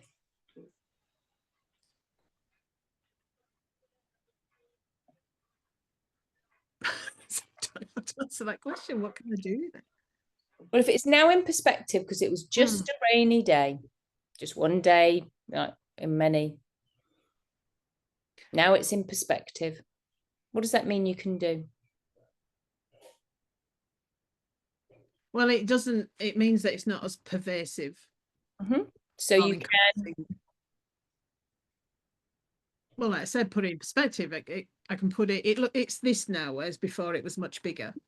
so well, I don't really want to give you the words, but I'm just curious. So if I'm with a client and they're like, and I go, so I'm curious, would it be okay if you let it go? Yeah, sorry. But you're right. But that was brilliant training, because it's exactly what happens with clients. Yes. Yeah. So that was, can you see, even though as a therapist, you know that's where you would be leading a client.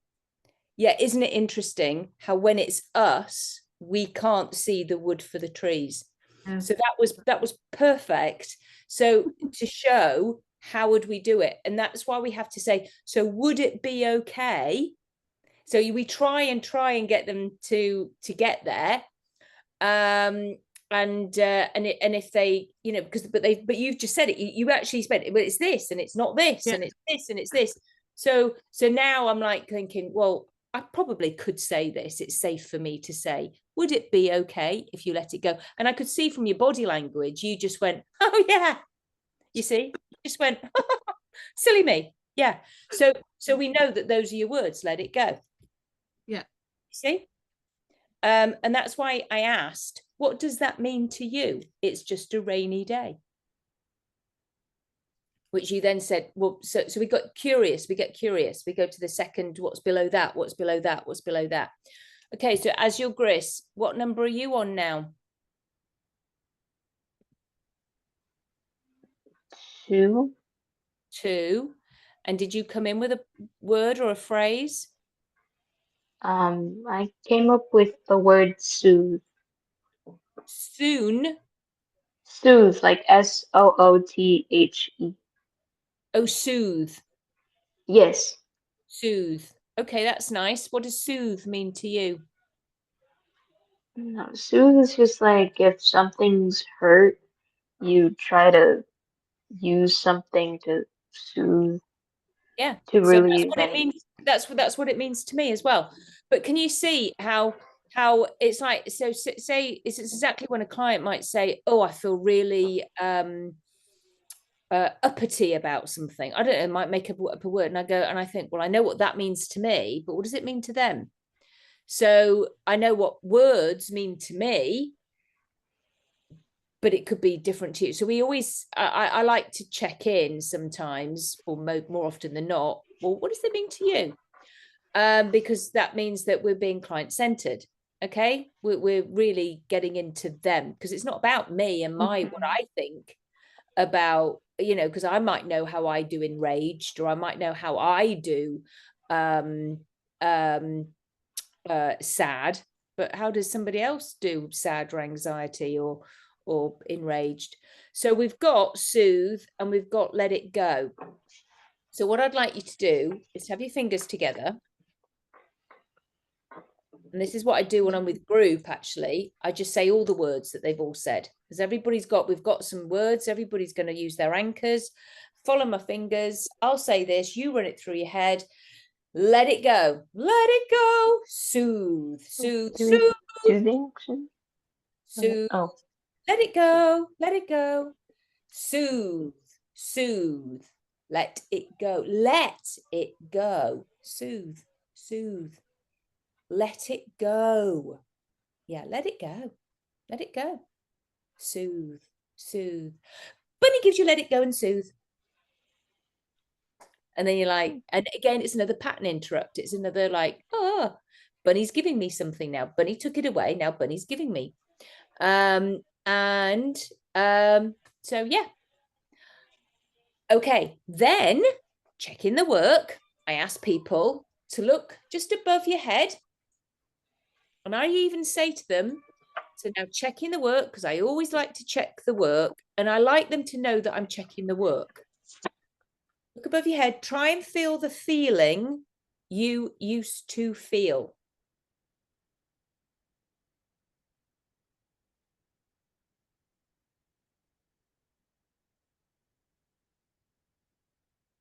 Try and feel the feeling you used to feel.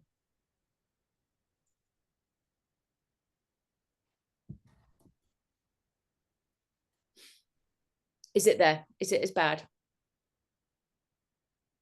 Can you get it? No. Great. Well done. So I always say, is it there? Is it as bad? You know, and sometimes they go, I've got it a bit, but in general, you will have somebody being indifferent now. So for you, Deborah, you would now get your pooey your plasticine poo, and you would say to them, so which poo was that? Yeah. And they can take it off, and they can ceremoniously throw it in your rubbish bin, trash can, whatever you want to call it. Yeah. Okay. So that's them ceremoniously chucking off that bit of poo. And you go, and next week we'll clear up some more poo. So that would be you in one session, Deborah, for a young person. Yeah. So you just would have to, even if they've drawn all over their body and done it, you just go, we're going to clear one today. Do you sometimes find that there's like a knock-on effect, that because you've cleared one, there's like a ripple effect, some others start to be less of a problem? Yes, because remember, we're getting the ISE and the AE. So we get the two big ones, we get the two biggest poos, and then the rest come down like dominoes. And so what do you do if someone can't remember, or they don't have the ISE, if they can't remember? It's common a feeling. It'll be a feeling. They've still got a feeling in their body. Got it. Because sometimes it's just that you're clearing, because they might not know what it was. And what I have found, okay, is that I have been doing this, and then all of a sudden somebody's gone, oh, I know what it was. Right. Okay. Got it. And they naturally they've regressed. They've had an age regret. Something's happened. I had this with a lady. So she was had a really fluffy life. Okay, there was no exiles in pain. All right, very, very few.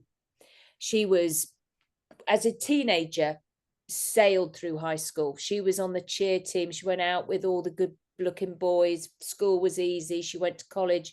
She got married. She had 4 easy pregnancies.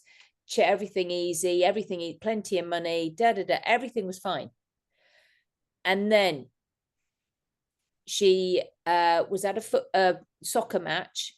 Her husband, with one of her sons, her husband had the other 3. They were meant to be traveling somewhere, and he got sidetracked.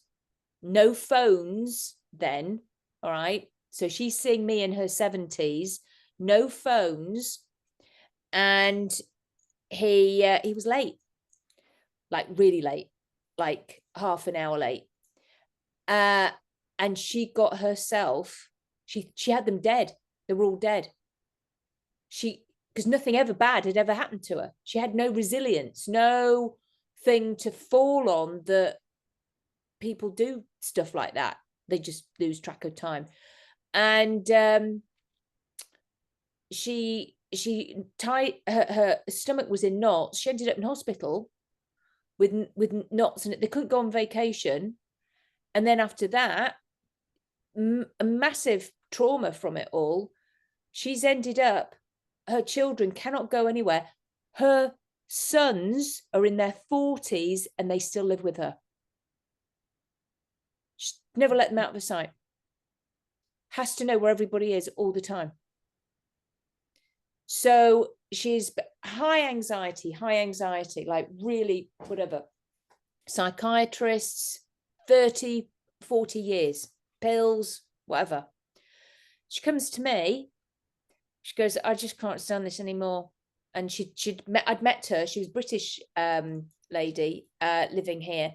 And I sort of like started doing the eye movements on that event. She goes, I know what happened. And then I was doing them. She went, oh, I am so angry with him. She went, that's what it is. I'm so angry. And then we worked on that, the onion layers, but she hadn't known that was what it was. And we cleared it. And she went back to a psychiatrist and she said, Claudia's done that in one session. I've been coming to you for however many years. And you've just stuck me on all these pills. She was furious. Well, that's the thing, right? They can get really angry when they get the shifts. It's like, why does no one tell me this before? How come other people don't do this? Yeah, it's quite common, right? Yeah. So she got the understanding that she was angry. So when you were doing, so I get, I'm sure you have in your time, had people get in touch with you. Can you take me back, regress me to a time I think I was abused? Can you regress me back? And I say no. No way am I ever taking somebody back to a time when they were abused, if they were, because it's real or imagined. And so that's what they're searching for. Now, if I'm doing this and somebody goes like that, I know I can't help that. I cannot help that, but I can deal with it straight away because I'll be doing the eye movements on it straight away. But I didn't do that. Does that make sense? That's not because and it is interesting. I had a client once who said, this is way back in England. Somebody had said to me, can you regress me back to? I said, no, not doing it. No. She called me up about a month later. I'm in a terrible state. I got regressed back to a time and I can't cope. And I said no. And I didn't want to work with her because I didn't want anything to do with it. I just said, I did explain that it wouldn't be a good idea. Yeah, look, I do, and I never do it. I do sometimes do it to go back for good resources. The problem with that, though, is you don't know where they're going to go in the head. They could easily then go off into a negative direction. So I use it very, very carefully. In fact, I don't. To be honest, I probably haven't done it for years. No, yeah. It's and I've the only time it's a last resort, and I did do it once because we still couldn't quite get why this, and we did clear loads of stuff, but it was this this lady. It was quite fascinating. She used to be huge, big girl in California. She was 300 odd pounds, and she'd even got trapped on the school bus in the seat. And the fire brigade had to come and chop her out of the seat. Now, how traumatic is that? With all the other kids laughing at her. That's horrendous, isn't it? Okay. Now, her mother, she had to look after her mother who had MS, really bad MS. And while she was looking after her mother, she used to eat all the time. But her mother would go on to her saying, you're fat, stop it, you'll get fat. And the more her mother did that, the more she ate. And when I saw her, she'd had a gastric bypass. And we did do some work on her mother, and we did a lot of work on that bus situation with the eye movements. And but the mother, it was really weird. I don't know if you have an intuitive thing coming down.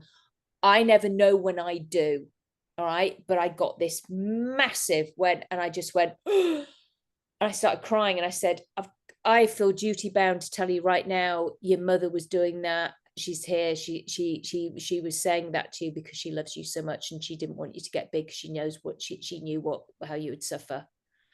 And it was just like, and I could feel it all, and it was massive. And I never know when that's going to come, so I never tell people I can do it because I don't know if I can. It just happens. Yeah. Does that happen to you? Yeah, and that happens to a lot of my colleagues as well. Even though we've trained in much more research-based cognitive sort of model, it still happens. Every single one of us, it happens to. And do you have the thing where you'll say things like in hypnosis and I cannot even remember what I've said? I go into hypnosis. Yeah. Can't repeat it. Teaching students say that thing again. I go like, I don't know what I said. I don't know the thing I said, because they'll my clients will make change work and they'll be going, it's what you said. And I said, what did I say? I never I like know what I it a say. bit, sorry, I liken it to a bit like, artists and musicians, they sometimes talk about they didn't create it, it came through them. They'll say these things just came to me. I've heard them before say they feel like they're cheating people because they say it's not me. I just like channeled it. It came through me. You hear that a lot with people that are very creative, art, painters, musicians, particularly. Yeah, Similar, I think similar to that. It feels similar to that. it does feel similar to that. So I don't use scripts or very I'm scripted. And I've said that before, I'm scripted. But if I've got to work with something and I'll suddenly with a client, I'll go, oh, I've got to say this. And I Yes, don't that's know right. where I'm getting it from, but I just know I have to say it. And I do, because I think I go into hypnosis as well when I'm with Yeah. them. I sometimes say, I don't know why I'm saying this, but I think you know why, or it might be useful for you. So I'm just going to say it anyway.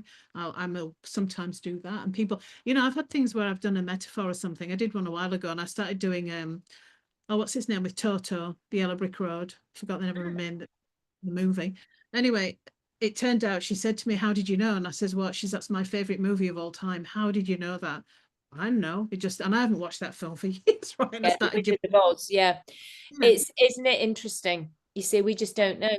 And yeah, I mean, I've done that before. Yeah, it's like I've used something and they go, well, how did you? I don't know. I just knew it was the right thing to say.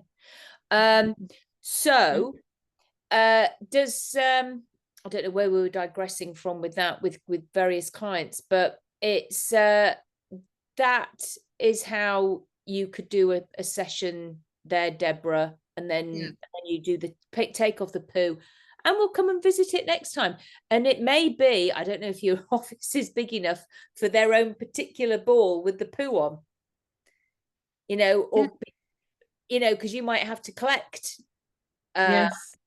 like the bodies, I've got, and I bring the bodies out again because that's so I put their names on, and bring it out, and then we revisit it. What's it like now? What's it like? And then we check it. And sometimes we only do the body once, and then we'll just do some other stuff. But I might still be doing. But with my children, it's generally still we will still go on the floor. But with my adults, we might just visit it once. Now, when you have your adults, you don't have to say Bunny's got it. You just can say I've got it. Yeah, yeah. You don't have to do the bunny thing, and you can just say it's an anchor. You don't have to talk about shadow puppets. But if you've got a female who's really into, oh, the bunny, and she's all cutesy, then I've had plenty of adults. You'll have seen them in the pictures on the Facebook. They're all wearing the bunny ears. As your Gris, are you do you have Facebook? I do. I'm, I mean, not right now, but I do. I do have an account. I Okay, can so just log in. can you friend me so that I can log you into the Facebook group so that you can see that? So we've got Azure Gris is a brand new young hypnotist. Her mummy is the pediatrician who's learning this and who was going to become a trainer. But Azure Gris is going to go down like helping the teenagers because she is one, Yeah. which is pretty cool. People actually she'll have like an interesting niche area there, because the bunny process is like you can just have it as a standalone thing. It doesn't need to be hypnosis. It can just be NLP. And as I say, with her mother's guidance as well as the pediatrician and hypnotist. Right. Can I just ask you as well? When you do the bunny's got it, you said that there was something else you said. What did you fully say? I didn't quite catch it. Bunny's got it. And I might go make a little noise. Whoop. Right. If with an adult, I might go, I've got it. Yeah, but I thought you said you put something back, or did Oh, I? yes. But at the end, when you're anchoring, Yes. Bunny gives you, let it go. Oh, right. Bunny gives you that word that you came in with. Yeah.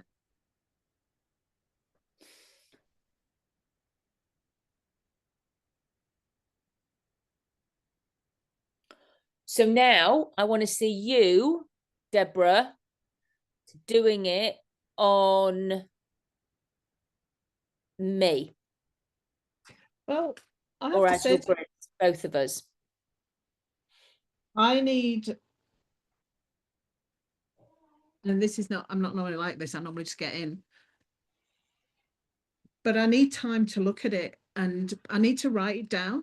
So I have something to follow, just because I'm still learning it, right? It's not natural. And I've got so many notes. I'm like, where the friggin' hell do I start? So why don't we organise those notes? Why don't we organise those notes? So, okay. so that you have it, Yeah. and take a fresh piece of paper. Yeah. Okay. And this is how you start, and label it. And as your Grace, you might like to do this as well. So we'll start, and if necessary, and as your Grace, I know you've done this before, so you can do it. And I know you don't mind, because what I often do with people is I just coach them along as they're doing it. I go, now you say this, you say this. Yeah. And it's like, do this next, do this next. So let's do a piece of paper, and I'll do one as well. All right. So first bit that we're going to do, and then as your Grish, you do it on me so Deborah can watch, okay? Because I know you've done this already before when we did it in person. So if you write first thing, ask a few questions, and when we're all together, because for time, we don't need to ask all the questions. As your Grish, have you got your pieces of paper there with you? Have you got your manual? I don't have it with me right now, but I remember the steps like ask a question when they were proud, ask a question about when's the funniest thing that happened to them. So that's the anchoring. Okay. So first of all, when we do this, we're going to ask, like, what's your favorite drink? So as your Gris, when you do this on me, I want you to say to me, so hello, Claudia, what's your favorite drink? Okay. What's your favorite animal, magic power, and a wish? Just ask me 4 questions. Okay. Just so that you can get to know me, just to show that we're doing it. Then I want you to explain the poo on the amygdala. Okay. I want you to explain the poo. Do you have your expandable ball there with you? Let me get it. Should be around here. Do you have it? You get a lot of people who don't like to do it, but it's like you can't. As I say, I'll hold your hand through every step of that. Go, and this I'm happy to do it. I just need because I started on the sheet of paper. I started writing 1, 2, 3, and then it went. Found it. Oh, I probably said a lot more, and the notes all got stupid. Good, so good. Okay, you've got your expandable. So then explain that. And then you ask, as your Gris, and then you would ask me, have you ever played shadow puppets? And do you remember the bunny? I'll go, yes. And we start having a little conversation. Hello. And can you show, would you like some magic in your fingers? Yes, please. Okay. And then you're going to do, and just do 3 anchors with me. 1 for calm, 1 for yay, I'm really proud of myself, and another one for when I was laughing my head off. Okay, anchor those in. And then you're going to ask me, you remember we were talking about that poo, that poo on your brain? Would you mind drawing a gingerbread person? All right, gingerbread biscuit, and so I'm going to draw one. Can I see it? Can you, where do you feel that poo in your body? Can you draw it? Have you got any colors? What's it? Where is it in your body? Just you will get a lot of people going, what do you mean? I don't know. But once they start, they go for it. Okay. So you could just say, well, that feeling, that you've got. That, you know, you mentioned that you come to me because you feel shame, or you feel guilt, or you feel whatever. Because if it's your teenager or your adult, you'll have found out about that from the emotion EQ stuff, the emotional intelligence stuff. Now, and because often they've come to you, they've given you their list. Like I say, I don't necessarily, this is only in my first session with my little people that I draw around their body straight away. Okay. So and then I'm going to show you my gingerbread person, and then as your Gris, I don't know if you've got the words written down, but good, let it go. Okay, let it go. Well done. Shake it off. And then it's like, where are you on your scale again? I don't know if you've got a ruler. If you haven't, don't worry, we'll just use mine. And then again, it's taking the wisdom, the knowledge, and the understanding so that you can process it in a way that is safe and right for you, and putting it in the right place in your brain so that it never needs to bother you again. Good. Well done. Excellent. Okay, and then you're going to pull it out. Yeah. And then keep doing it. We keep doing it till we got it down. When we eventually, you'll be asking me, did something a positive come into your mind? If I'm right down in the sand, like the 1, 2, or 3, and I'll be saying, yeah. And then you'll say, what is it? And then you'll be anchoring that in. So I'll do my anchors, the bunny anchors. You'll be giving it to me and then going, bunny gives you whatever it is, because I don't know yet. Okay, are you happy to go? Does that make sense, Deborah? Yeah, that's it. That's what I needed. Yeah, just it's, and actually, if you've looked, that is all at the back of the folder. I have done the short version. It's on page 24. Yeah, I'm looking at it now. I've done a short version on 21, which has got some pointers, and then I've done the extra short version, and you can write on that. So does that help? Yeah. Oh yeah, right at the back. Got And it. again, look, I mean, I've even put there one explains expandable ball. Then I put ask questions about the client, build rapport. It doesn't. Yeah. I haven't even got that in order myself. It doesn't matter. You see, Fine. like I say, every time I do this, I do it differently. I just do it. Does that make sense? Yeah. That's it. So all I needed was just a bit of structure around it. That's all. Yeah, structure. But like you said, not that it has to be like that, but when No, you're learning, and I really want people to understand that it doesn't. It's as long as you pretty much do all the steps. yeah. Like I said, you will find me making mistakes on purpose, almost to show everybody just how much it doesn't matter. It's very forgiving. No. And there is no perfect. Okay, as your Gris, go ahead. I'm your client. Okay. Hello, what's your name? Claudia. Claudia, it's nice to meet you. My name is Asu Gris. What? How do you start on the? Can I just ask you some questions? Oh, yeah, sorry.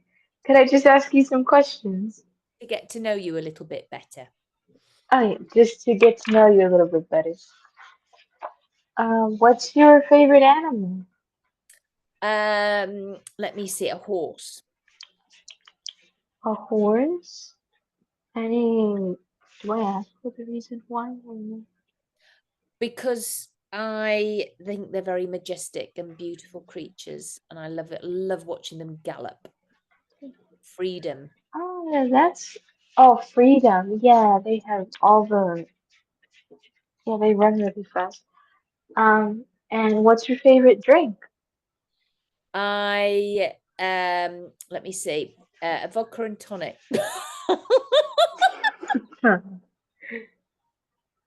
Okay. Okay.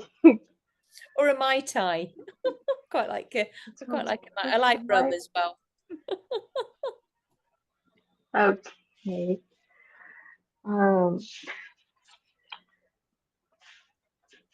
I will. Have you ever heard of shadow puppets? Mm-hmm. Yeah. Okay. Have you heard? What about have you ever done the bunnies? Oh, yeah. Have you ever done the bunnies? This is like this. Yeah. Hello. Yeah. Hello. Hello. Can I ask you a few more questions? Yeah. Yeah, sure. So I want you to go back to a time as to when you were really proud of yourself, that you just couldn't hide it, that you just felt, yes, I did. This is a huge accomplishment. Mm-hmm. Do you remember the time? Yep. Could you describe it for me, please? I think it was a time when I was just last year actually, when I was invited to do another talk at Hypnothoughts. When I was in a training, and then suddenly I got a message from Scott Shannon saying, can you do another talk? And I was like, yes, I can. I was like really, really chuffed that I was asked. And well, congratulations on that. That's a very great accomplishment. And was and on to the next one. What's a time that you felt absolutely calm, as in nothing in the world could disturb you in that moment? I'm floating in a pool or just in any water, floating. Oh, yeah, that's real. That's the relaxing one. I miss. Mhm. Let's next with this. Um, what's the next one? Time when you were laughing your head off. Oh, whoa. Yeah, it's just I thought it was only okay. When's that time that you just couldn't contain your laughter and you were just absolutely laughing your head off? When my husband put a bath bomb in his mouth because he thought it was white chocolate. Yeah, that's that. Oh, it's gotta be great. What's the next one after this one? That's it. Just do that. Just leave it at that, because we'll just anchor in 3. But now you've got to anchor it in. Just like this. So you asked me to close my eyes. Oh, can you close your eyes, please? Okay. And it's with your hand, right? And go back to that remembered time. Oh, and go back to that remembered time when you felt absolutely proud of yourself. Okay. Mm. And then you say, when you have it as though it's happening right here and now, you know where you were, you know what you were doing. And then squeeze your finger and thumb together. Just squeeze your finger and thumb together as you immerse yourself in that feeling when you're really proud. Mm-hmm. To really anchor that in. Mm-hmm.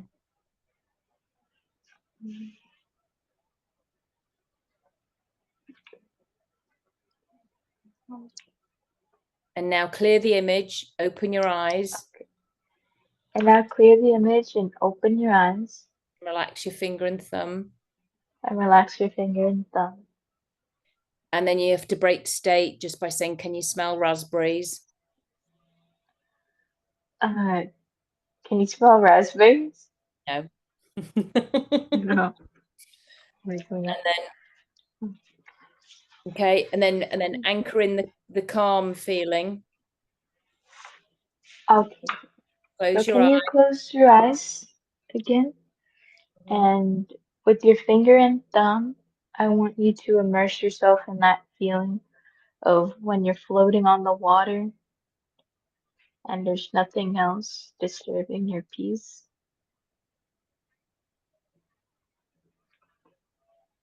And once you feel absolutely calm, you can open your eyes again. What power that wonderful feeling, Power that wonderful feeling of and then calmness in between yeah, your fingers. thumb, and then clear the image. And Open your clear eyes, the image relax your finger and thumb. and open your eyes. That's it. And then just break state again. I don't know with what, with anything like, do you wear glasses or something? Do you prefer the sun or the moon? Ooh, good question. I don't think I can answer that because I like both for both different reasons. Isn't that interesting? Yeah. But it doesn't matter. You Both are absolutely. just broken state. Okay, so now go back to the one where I'm laughing my head off. So close my eyes. Close your eyes once again and bring your finger and thumb together. And once again, I want you to go back to the time that your husband just bit into that bath bomb and he was desperately trying to rinse his mouth to get rid of it, but he couldn't. And I want you to continue powering that emotion in between your finger and thumb.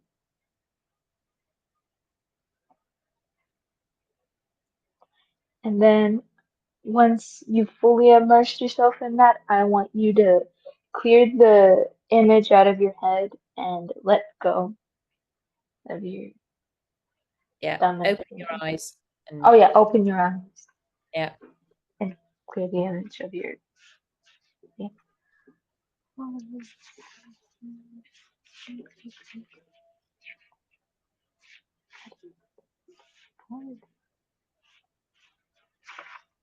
Oh, Break state. pardon? Okay, don't break state. And then have you got the expandable Break now? state. Okay, great. Okay, break state. So Claudia, this example that I have right here in my hand, this pretty ball, this is called the It represents our amygdala. it, it represents our amygdala as And it's always that looking helps for us. that it's always looking after us, and no matter what situation and how we react, it will constantly expand or shrink, as in fight, flight, or freeze. Fight, flight, or freeze. And sometimes on our amygdala, there can be poop that somehow just finds itself on the surface of our Well, amygdala. when there's something not very nice happens. Oh, Okay, yeah. because When it not, doesn't find it there. When something not very nice happens, so it's like when something not very nice happens, we go like that, and then it's like because so we're wide open, and it's like poo sticks on our head. Poo sticks on the amygdala rather, not on our head, but on that bit of the brain. Okay. okay. When something not very nice happens, our amygdala just like, and poo will find its way into sticking itself on top of our heads. And so Okay, you have it's this, like poo because it's not it's like actual. poo. It was not actual poo. No, I better make that clear, hadn't I? So no. so it's like poo. It's like a pooey Like feeling. poo. Because actually you're quite right, as your Gris, and Deborah, children will think there is poo in their head. Quite the literal. Because they're so literal thinking. So we have to actually really make sure that if we're talking to a little person, so we've already said the word amperoceptor, or to a, it's called an amperoceptor to a teenager or an adult, but to a little child, I'm not going to use that word. I just say something not very nice happens, and it's like there is poo stuck on our head on that bit of brain, and that's not very nice, is it? We don't want poo there. Okay, does that make sense as your Gris? Yes, that makes sense. Sorry. Okay, so explain that again to me so I know you got it. So on our amygdala, when something not very nice happens, uh, something like not poo, it's not poo, will attach itself on top of our heads, and it can, it's not a very nice feeling, and we want to get rid of that because no one wants any figurative poo on our heads to slow us down or ruin our days, right? You wouldn't want that. No. So let's try and figure this out so that we can say it in a really nice fluid way for you. So it's like so just see how this sounds. Because so as we're saying it to a younger person, all right. This little toy here represents a part of our brain, and it's always looking after us, and it's going fight, flight, freeze, fight, flight, freeze. And sometimes when something not very nice happens, it goes whoop, like that. And it could be when we're scared, it could be when we're upset, when we're sad. And it's and this is where you could actually say to a child, and you're coming to me because you're being bullied, and I'm wondering if your brain goes like this when you're being bullied, and it's like, and it probably feels a bit like poo is being stuck on your head, because anytime those children come near you again, you go ooh ooh ooh, and it's like that poo is being activated. Now that would be a very easy way to explain it to somebody. Does that make sense? Because we do see children for being bullied. I expect you do, Deborah. Yeah. So it's so does that make sense as your Gris? Yes, it does. So what I'm going to do, you say to them, I'm going to help you clear that poo. Does that sound good to you? Yes. Because we want people to be saying yes. All right. Okay.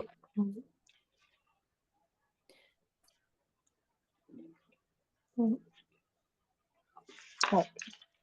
That's all right. So do you want to have another go? Me? Okay. Do I just start it from the very start? I mean, not from the very start, but the Yeah, introduction the of poo. the. Yeah, because it's important that you get that kind of like rolling off your tongue. What's this called?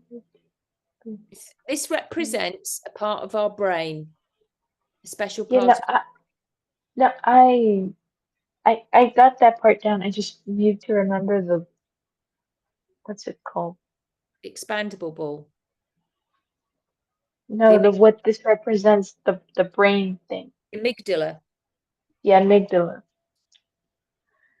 All right. So Claudia, right here, what I have in my hands, it can be a representation of our amygdala that reacts to whenever we're scared or we're depressed or with anxiety. It goes fight, flight, or freeze, fight, flight, or freeze. And it, whenever a not so nice event occurs, into one of what I just said, that, oh, It's like that and especially when you can actually even add this to a child because they'll know what it's like, especially when we feel trapped. So say I'm coming to you for being bullied. How's that? Would that make it easier if I'm actually say what I'm coming in for? So say I'm being bullied. um,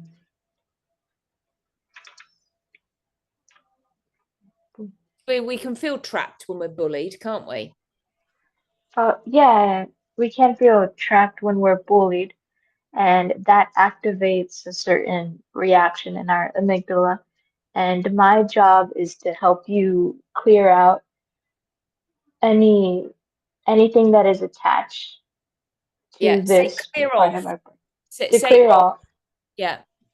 yeah, to clear off this icky feeling off of our amygdala so we can be happy and not have it disturb our life.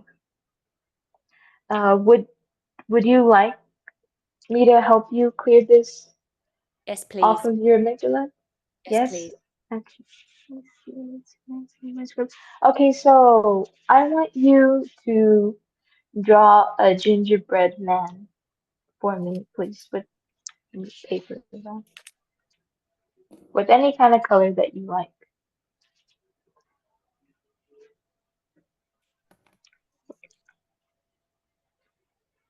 Okay, you have it. Great. And with now after you see the gingerbread man there, um, for when you're feeling bullied, I could you draw exactly where that feeling is centered the most whenever that feeling comes up? Well, actually, you just want the let to, you don't want to say just the most. It's just like, can you draw what that feels like in your body? Because somebody Okay, may feel it all in different areas of their body. okay. Okay. Right. Can you draw where that feels like in your body?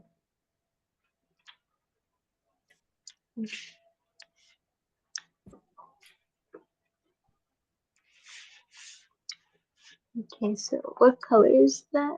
Pink? Pink? Red. Right. All right. Right. And is there a certain word or smell that comes up with that specific color? Well, again, just with that feeling of what you've of what's going on, because it's not, because again you're being specific when you're saying specific color there, you are being specific and I might not be, so we've got to keep it really client centered. So can you tell me more about that? What are the emotions attached to that you've drawn? Okay, because it's whatever it is for the client. So actually I'm going to write bitter, Bit. annoyed, Mhm. irritated, frustrated, and again you can keep asking me, is it heavy, is it light, Oh, is it tingly, is it got a smell, has it got is it heavy? Is it light? Is it tingly? Does it have a smell?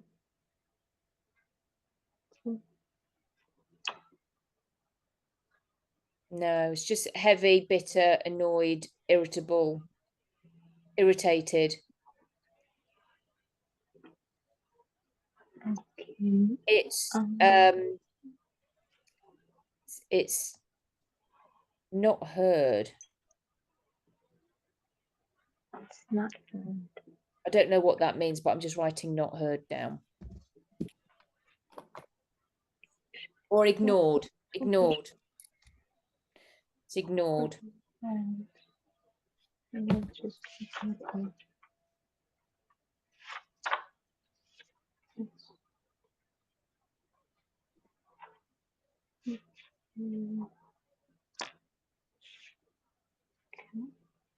So now you want to ask me where I am on my scale.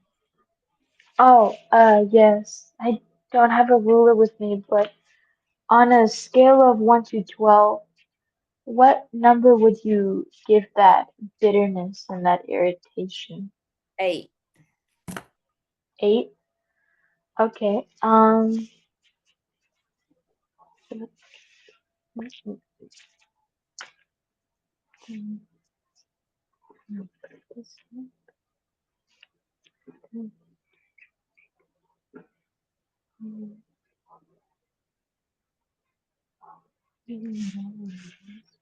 Okay, so just do the eye movements, right to left. Okay. Just follow my Oh, fingers. could you just follow my fingers and oops, just wait. Do I tell them to focus on that specific Just running emotion. that feeling through your mind It's just and running that feeling through your mind. let it go. So let it go. And make your hand go all the way to the left and all the way to the right. So because you want my eyeballs to go all the way to the left and all the way to the right. Okay. Yeah. Great job. Great. Okay. Excellent. And focusing.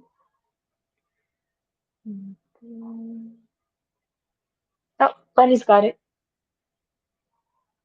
Oh, nice. What's the number that you feel right now? How would you Are you going to break rate it state? now? You're going to ask me. Oh, ah. What's your favorite topping on a sandwich? Well, I think it might be Hellman's mayonnaise. Homemade mayonnaise. Yes, every sandwich needs mayonnaise. Um, what's that specific feeling? How would you rate it now? I don't know. There's slight change, but I don't know. Probably 7 out of 12. 7 out of 12. That's all right. That's okay. Has any positive words come No, up no. You for? wouldn't even if I've only No. gone down to 7, you wouldn't even start asking about Mhm. positive words yet. Okay, Okay. because you haven't done Mhm. the other bit. Oh, Yeah, you got to do the figure of 8 now. okay. So I want you to focus on my fingers again Mm-hmm. as we see what that thing.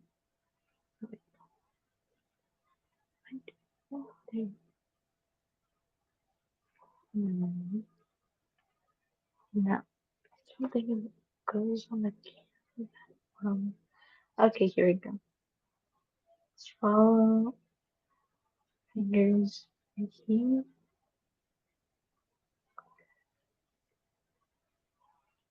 Okay, great job. Excellent.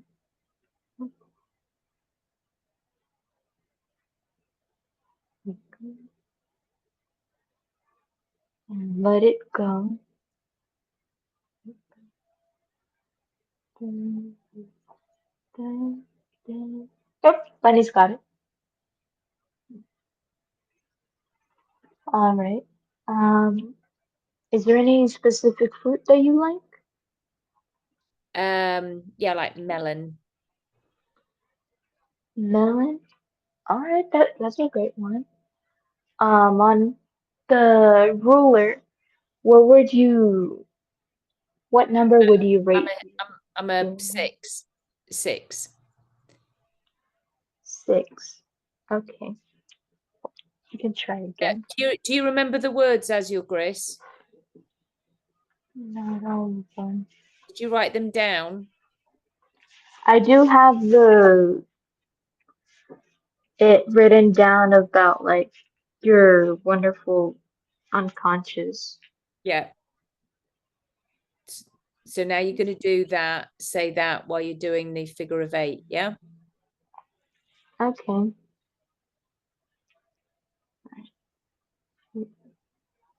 Could you please focus on my fingers? This year? One set of the fingers.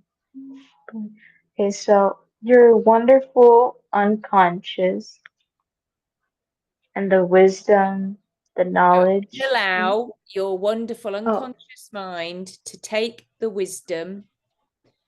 allow your wonderful unconscious mind to absorb the wisdom, the Okay. knowledge, and the understanding to process the event that's right for you. Wait, mm,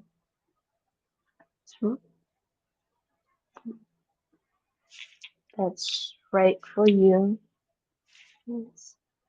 Okay. So what you To process it, just keep moving your fingers oh, because to lose me. process it. Sorry. in a To way process the that's event safe in and a right way for you. to process the event that's right for you. In a way that is safe and right for you. In a way that's safe and right for you. And putting it And putting it in the right place in the right place in your brain in your brain so that it so that it ever needs to bother you again. ever needs to bother you again. Good, good. Well done. You say that to me. No, you keep saying that to me. Good, good. Well Okay. done. Oh yeah, good, good, well done. Do I repeat the whole? Yes. Taking the wisdom. Okay, taking the wisdom Say of your. say it with emphasis. Taking the wisdom. Keep moving your fingers. Keep moving your fingers because it's doing it. Taking the wisdom, Taking the wisdom the knowledge, and the knowledge and the and the understanding, understanding so that you can so that you can process it process it in a in a way way that is safe that is safe and right and right for for you. you so that it will never. That's it. And then just pull it out. Sorry. Like, oh, oh, there. Uh, but we didn't come up with the. Oh, Bunny gives you its. No, because I haven't said anything yet. You're still taking it out. Bunny's got it.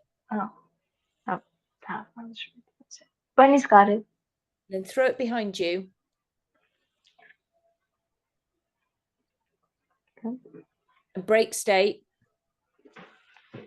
Uh, what's your favorite holiday? Christmas. Christmas. Great. On your ruler, could you tell me once again if that number has decreased or increased? I think I've got so distracted. I'm probably down at a 2. 2, I won't, 2 out of because that has a. so 2, and I've just got who cares?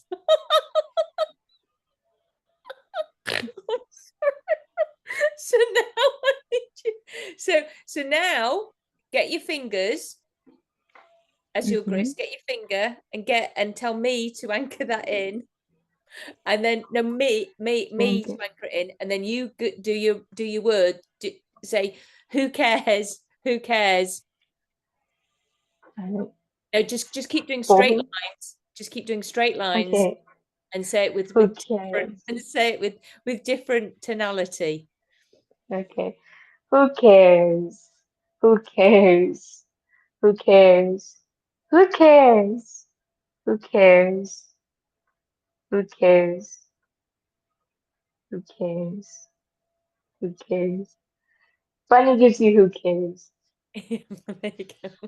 And then get me to look above my head and say, try and feel the feeling you used to feel. Okay, I want you to try looking above your head and try feeling the feeling that you once felt, No, that you used to feel. that you used to feel. No. Do you come to that? No? It's just like, who cares? Okay. And then get me, and in fact, I must admit, I didn't do that with you guys. Now, can you see that I actually forgot to do something with you? I didn't get you to change the color on your. Do you remember you both had you had an orange and you had a blue? I Oh yeah. forgot to get you to change the color out and to change the words out on your thing. I mean, I think we got sidetracked, but that's okay. I just want you to show the fact is that, do you know what? It didn't matter, did it? Do you see what I mean? The client doesn't know. So I'm just going to change that out and put yellow there. and the words as well are like, who cares? So I'm going to write in who cares, and it's just lighter. Okay, there you go. So I've now changed it out on my sheet. Okay.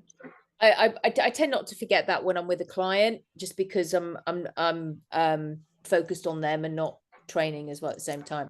But it also shows that actually you both got the change, even though you didn't do that. And as your gris, actually, that was a real thing that I was working on. I had the tingles. That's why I kept saying, just do it, because I was working on a real issue. So it was like, so that's why I was saying, just keep moving your fingers. It's doing it, because I get the tingles, you see. Okay. Okay. As long as you keep moving your hand, but what you're going to have to learn the words and find your manual for next time, so that you have it and read it. Okay. Because mummy paid for this course for you so that you can do it. So you've got to, and I need you to learn it, to do it properly. Okay. Okay. That's why you're doing it. So when I see you again, not next weekend, but the next Friday and Saturday night, it will be 5 o'clock your time each day it starts. Okay. Okay. 5 Read o'clock at night. and get the manual and read it. Make sure you understand, and the long version, the short version, and go over the notes that you've made now as well. So, Deborah, how are you feeling about having a go? Yeah, I'll have a go. Good. Okay. So this is great. Nothing can go wrong, not much. No, nothing can go wrong. It's No, like, so that's good. And then as your gris, that will be really helpful for you again now to see somebody else doing it. But Deborah would have learned a lot from you having a go. And it, because we went over and over and over bits. So it was really helpful and very brave of you to have a go. So I appreciate it. Thank you for doing that. Okay. It's always easy to go second, right?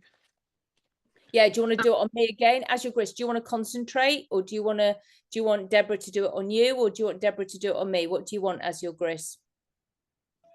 I will, whatever helps Deborah the most, because it's her. Oh, that's Would fine. oh no. Would it be good? What about aggressive? Maybe because she can, it's easy when you're watching. Maybe that might be more useful for Grace, whatever. I'm happy to do it on you, Claudia, as well. Okay. Okay. So you watch how Deborah does it. Okay. And then Yeah. and I'll be the person. Okay. All right. Okay. So hi, Claudia. Nice to meet you. Hello. Hello, my name's Debbie. Hello, Debbie. Yeah. Did you have anything nice to eat today? I did. I actually had a tuna salad with some beetroot. Oh, my favorite tuna, like that. So I just want to ask you a few questions just to get to know you. Is that okay? Okay. Yep. So can you tell me quickly, what's your favorite color? Purple. Purple. I love purple. Well, it's like beetroot, right? Purple Yeah. beetroot. What's your favorite drink? So I'm being naughty now, and vodka and tonic. Okay, that's lovely. It's very interesting for a little girl to be drinking that. But anyway,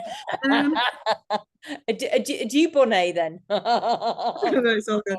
And what would be your favorite wish? If you could make a wish, what would it be? That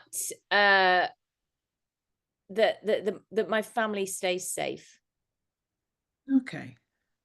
Yeah, it's good. It's a nice feeling, isn't it, when you feel that your family's safe? Yeah, I like that too.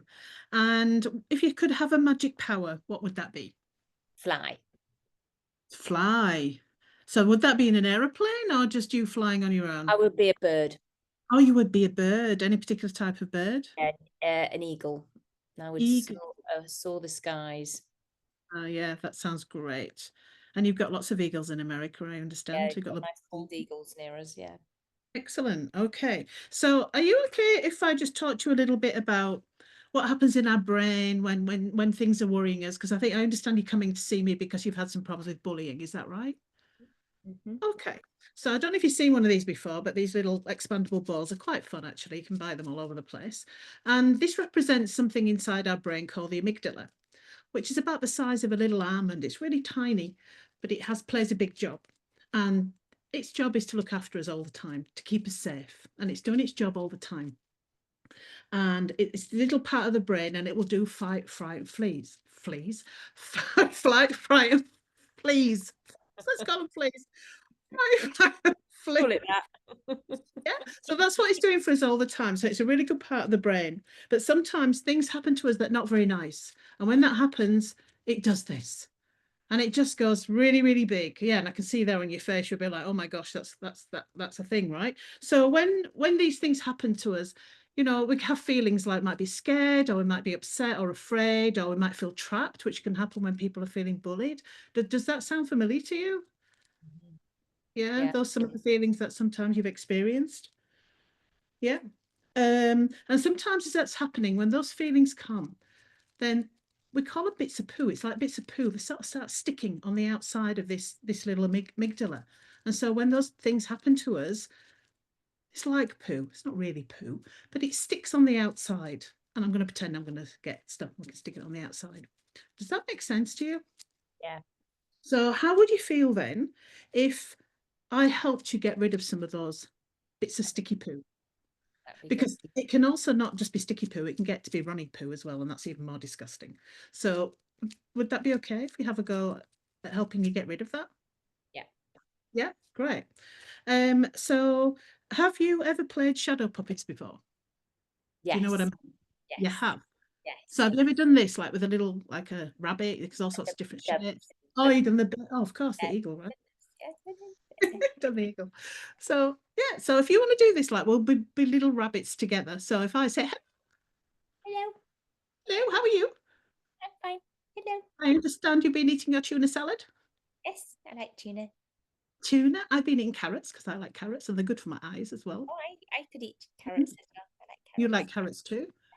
That's excellent. And so we can talk to each other like these little bunnies, right? Hello. And so there's Mummy Bunny Hello. and there's Claudia Bunny. Hello. Hello. How are you going? Okay. Great. So would you like to learn how to have some magic fingers? Because that's the thing that's going to help us with this. Would you like to learn how to have magic fingers? Okay. So this is a bit I'm not that cute upon. So I want you to describe a time to me when you felt, can you think of an event or a time when you felt really, really calm? Yeah, just that bit just before you go to sleep, just before you drop off, and you're not quite sure whether you're real or not. If what? Whether If you're with it. real. Yeah. Yeah. And do you feel anything? Do you feel like light or floaty or how? Light and Light. Okay, that's a nice feeling. And another time, like to think of when you've been really, really proud of yourself, when maybe you did a really great drawing or you did something really nice for somebody else. A time when, do you know what I mean when I say the word proud? You understand what I mean? Yeah. Can you think of a time like that? So yeah, when I got invited by Beryl Comer to do her keynote speech. Oh, right. Excellent. Very, very smart little girl, right? She was poorly and she couldn't do it, and she asked me to do it instead. Right. And I want you to think of one now, a situation where you just absolutely laughed your head off. You know, your hands were on your belly, you were just going for it. It was the funniest thing that you've ever seen or experienced. Can you think of something like that? Yeah. And talk about that. We're going to do the soap bomb, right? No, it's another one. My poor husband. When we were in a restaurant, and he was wearing this blue checked shirt, and then 10 men came in, and they were all wearing a blue check shirt, and they started singing music. in blue check shirt conference. They were doing bum bum bum bum bum bum bum, and they were like, it was for Valentine's Day. Oh, They were all doing music, like the quartet music. I can't remember the kind of music it is. like Barber, But barbershop, that was it, barbershop. that's excellent. And he kept saying, "Don't look at them. Don't look at them." So of course you have to. Because he was, and they came over and they started singing around him, going, "You ought to come and join us." I was killing myself, and he was going, "Stop laughing."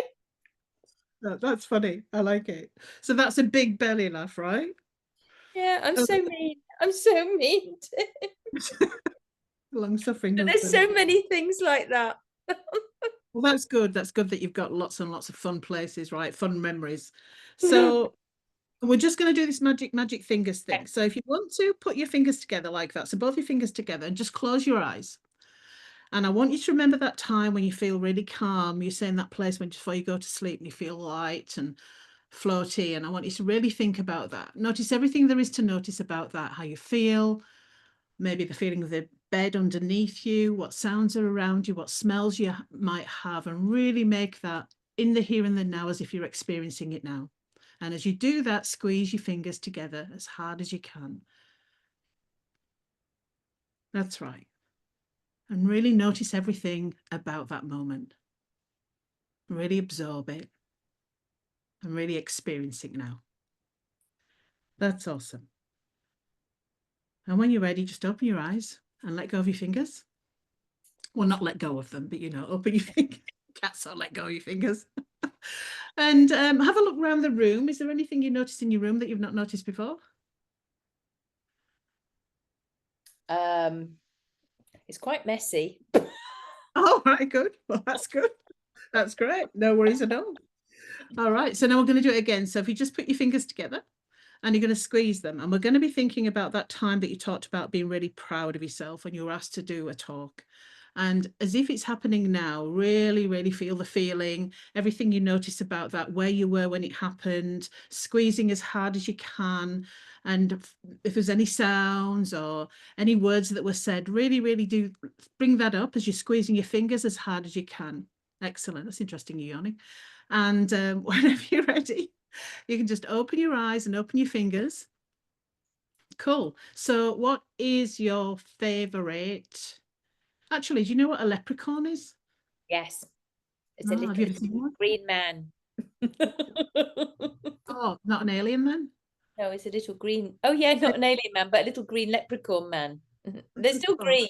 They wear a little green hat and a little green And have you outfit. seen one? Have you seen one? No, have you? I think I might have done once in a garden, yeah, when I was little. Might have seen a Did little you? leprechaun. Did you? Oh my God. Oh, we eat it then, right? I've seen a fairy too. Really sad, isn't it? Have you? That means I still believe in them. Yeah, you do. Okay, so we're going to do it again. Last time. Oh no, we've done it. We've done the three, haven't we? Laughing your head off. Yeah. Feel experience. I've done all of that. Okay, so if you remember when we talked about this and the poo and the that poo-like thing that can stick to this, you remember that? Yeah. Are you able to get a piece of paper and a pen or a crayon or whatever you've got to hand? Perfect. And what would be really good if you could draw a gingerbread person. Are you okay doing that? And when you've done that, if you can just let me see it. Oh, excellent. Arms and legs are quite equal. I like that. Looks a bit like a starfish, but it's not a bit like my man yesterday looked like an octopus, right? Yeah. So, so when that bullying's happening, when that's happening, is there a feeling that comes up for you when that's happening? And if there is, can you draw it on your gingerbread person in whatever colour you want to choose of how that feels?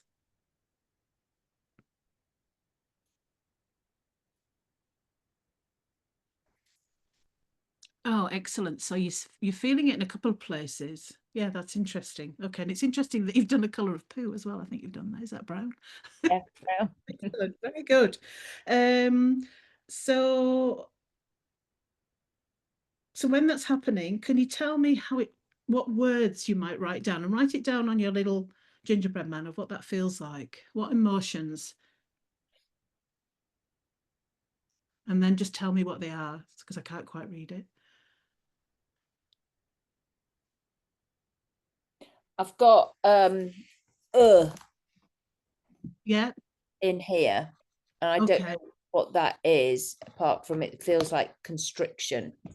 Constriction. Okay, But so constriction. it's an Yeah. the in my stomach, it's like heavy. It's actually oh, oops, ow. It's actually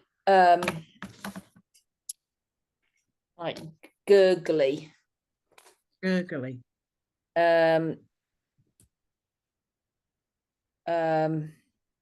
Pooey. Yeah.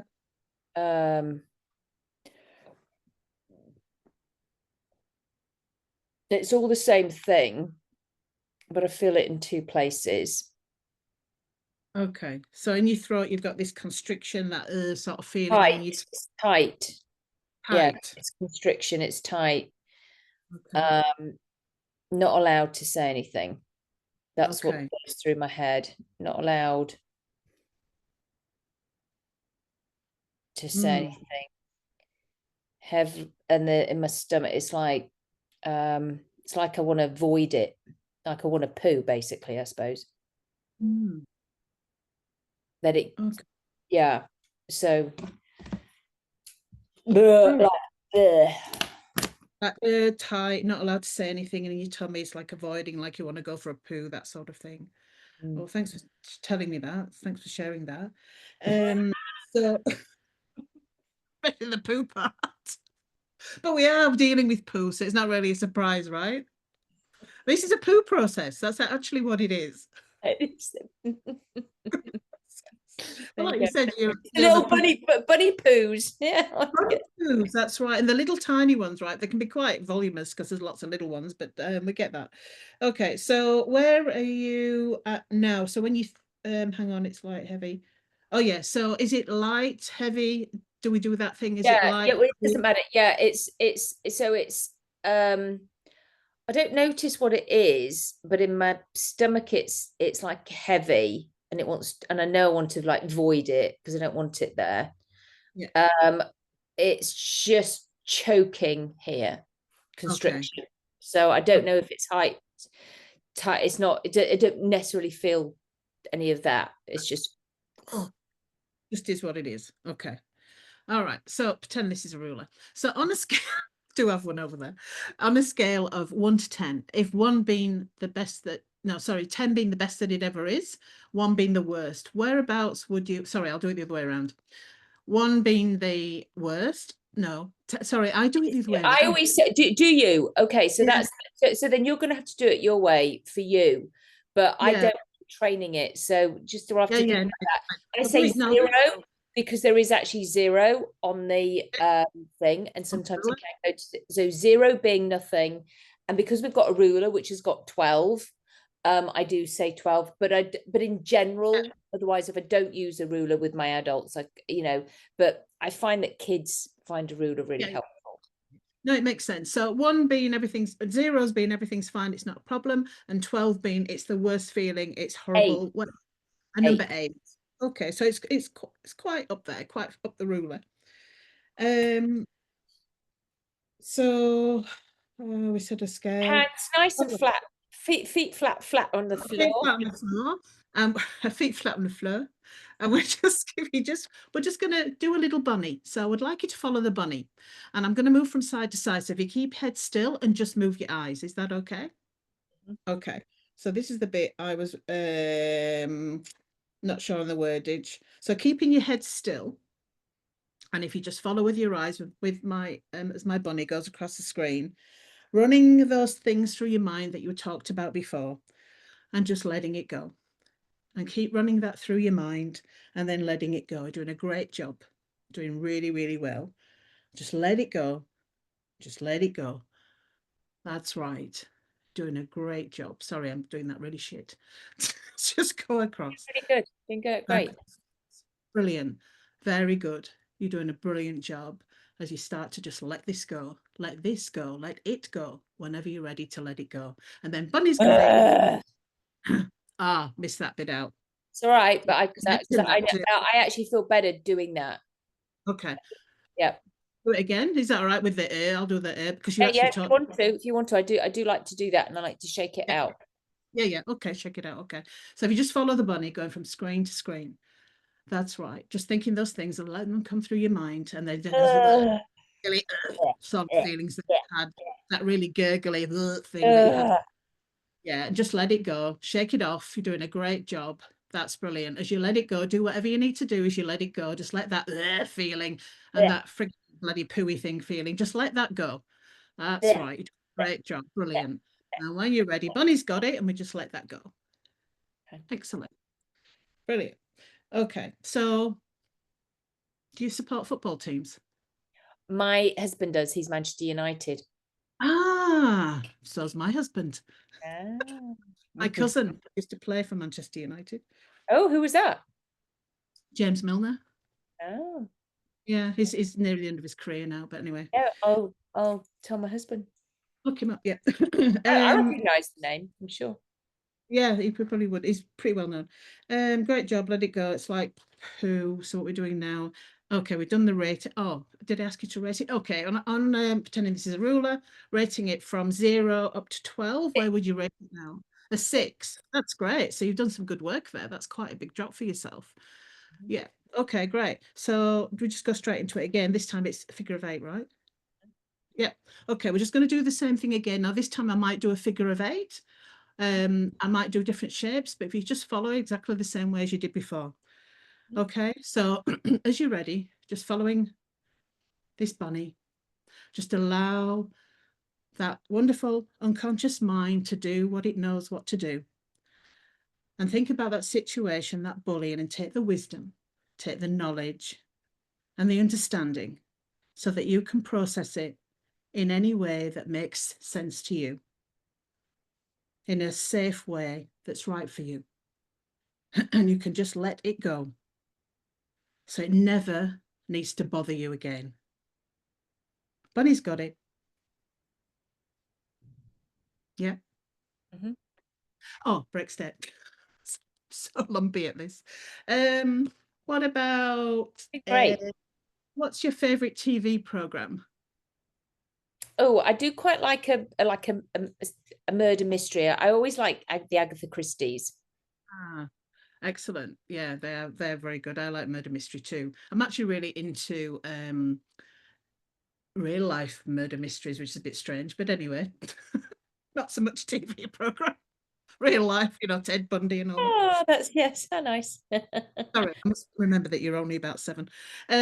So if you want to scale that experience again, what that feeling again, 0 being it's nothing, 3. 12, a 3. Wow, are you happy with that? Does that feel a lot? No, I bet you can get it down again. Oh, sorry.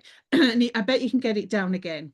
Would you like to do? No, I'm saying I bet you can, because sorry. I didn't come in with a positive. Okay.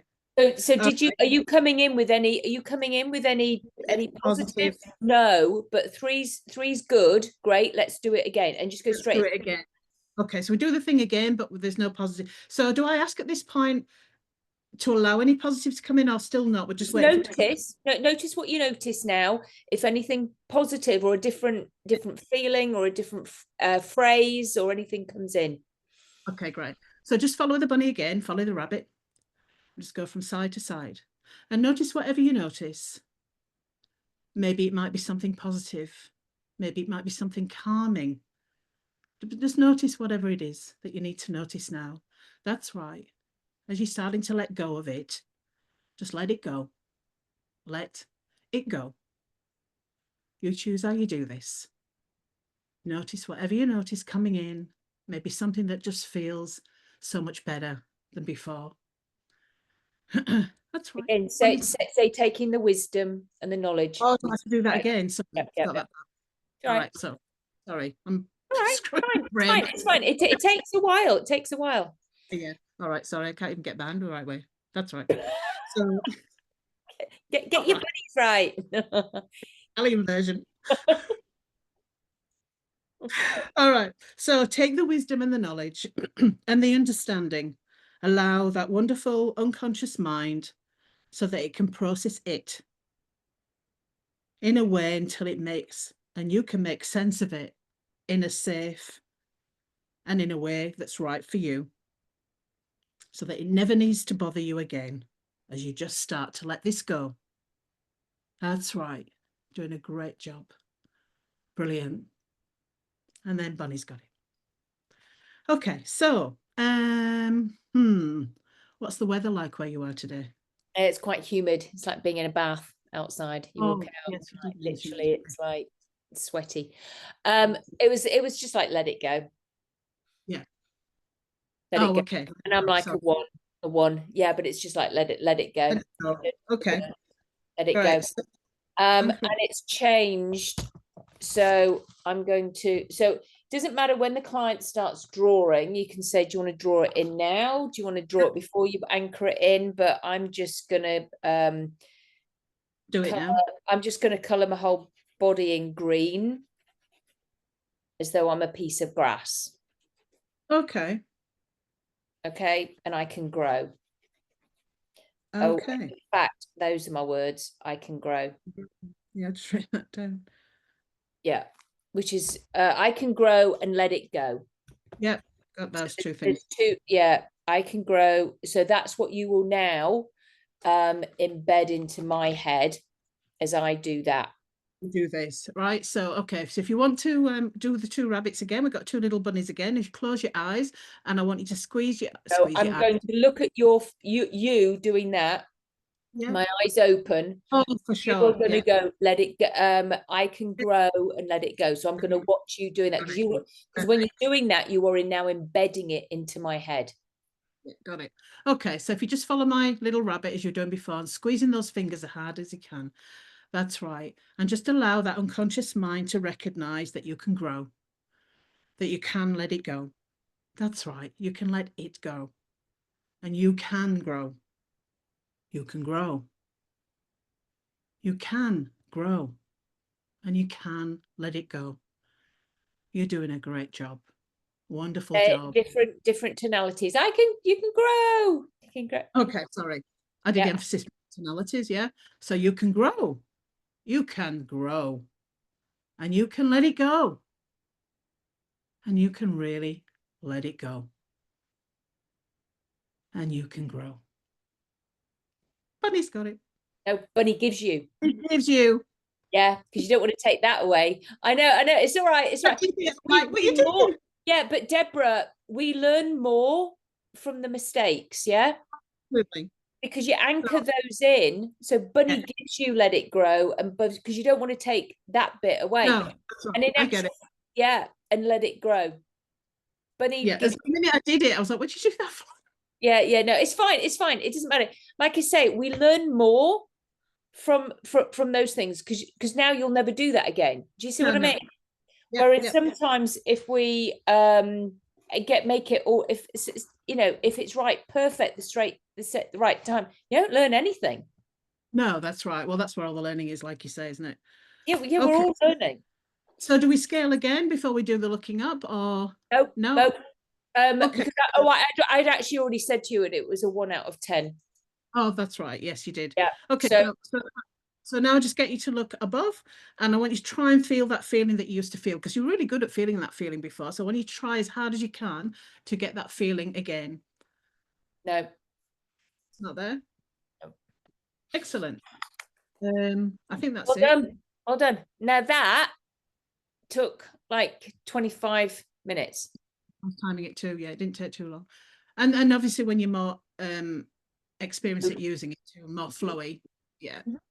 And it'll be different when you're doing it with a real client. So do it now with a real client. I'm going to practice. I've already told him. Yeah, exactly. You know, So it's perfect.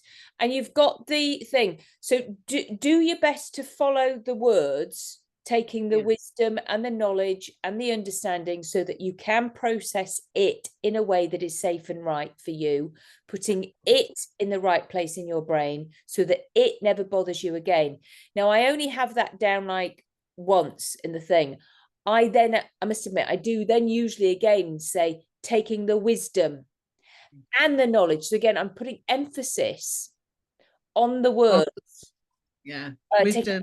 and the knowledge and the understanding so that you can process it in a way that is safe and right for you.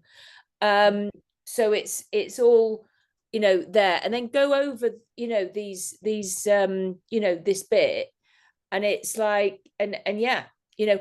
Oh, and another thing, so I had said now this is very interesting. Have you ever done IEMT? With Andrew Austin? Well, I mean, I changed it. I trained with something else, but it was quite Oh, interesting. When we say because I actually said I can grow, which I know is then very interesting, because I often then thought, oh, what do I say when my client has said, because we all call ourselves, tell me what you think to this, Deborah.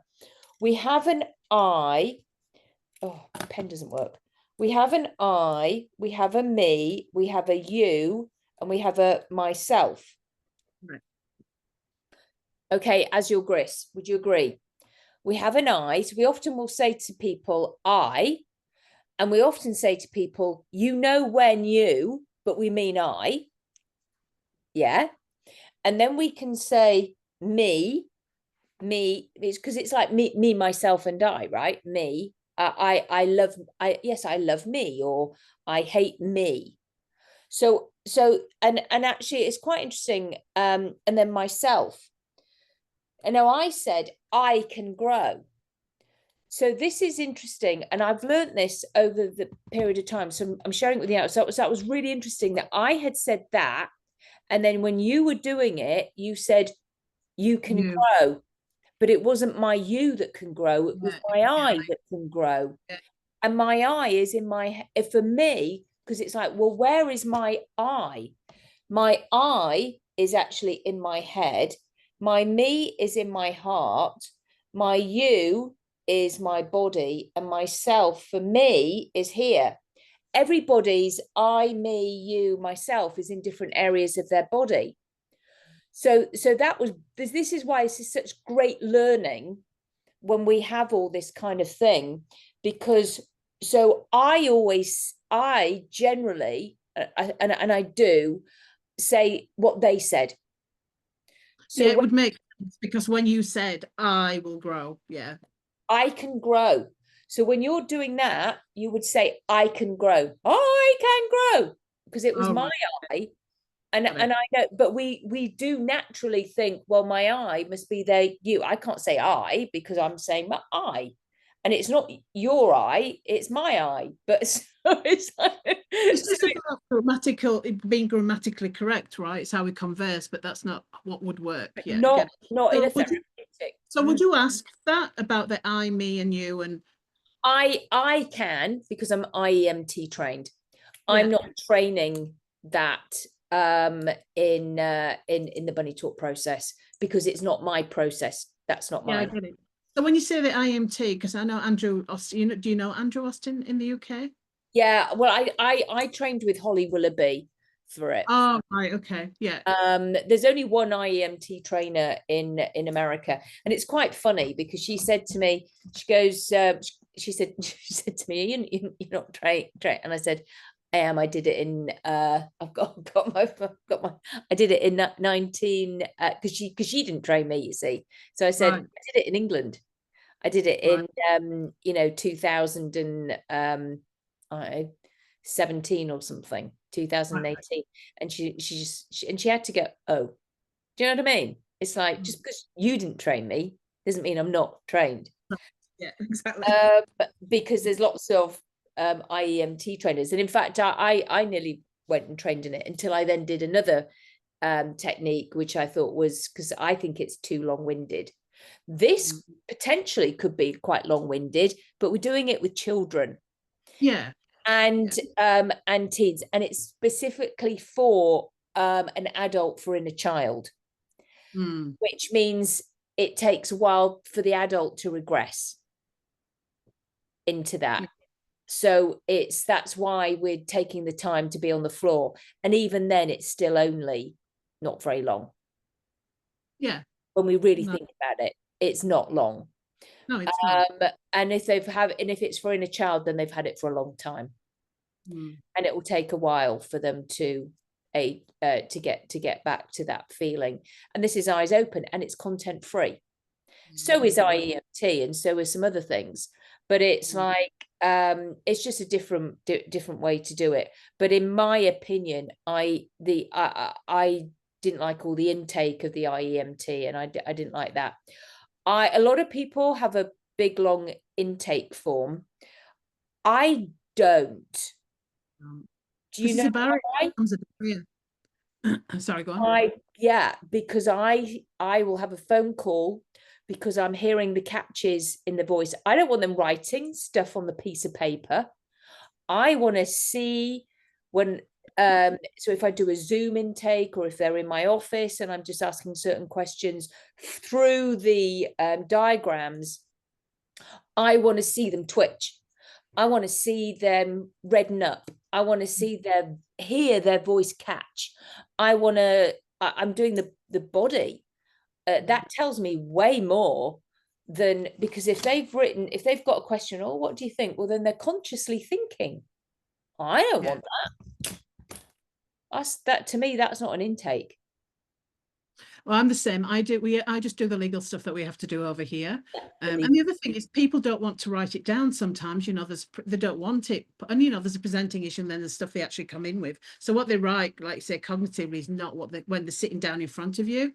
That's a whole other experience. So I'm like you. I want to see how and hear how they respond, watch what they do. Yeah. So the only thing I want is that. And I literally, when I'm doing this, the age, the significant emotional event or feeling, I only want a couple of words. I don't want the story. I want dog died. Yeah. Dad beat up mum. My sister ran off with my boyfriend. I got expelled because that's it. Prison, whatever.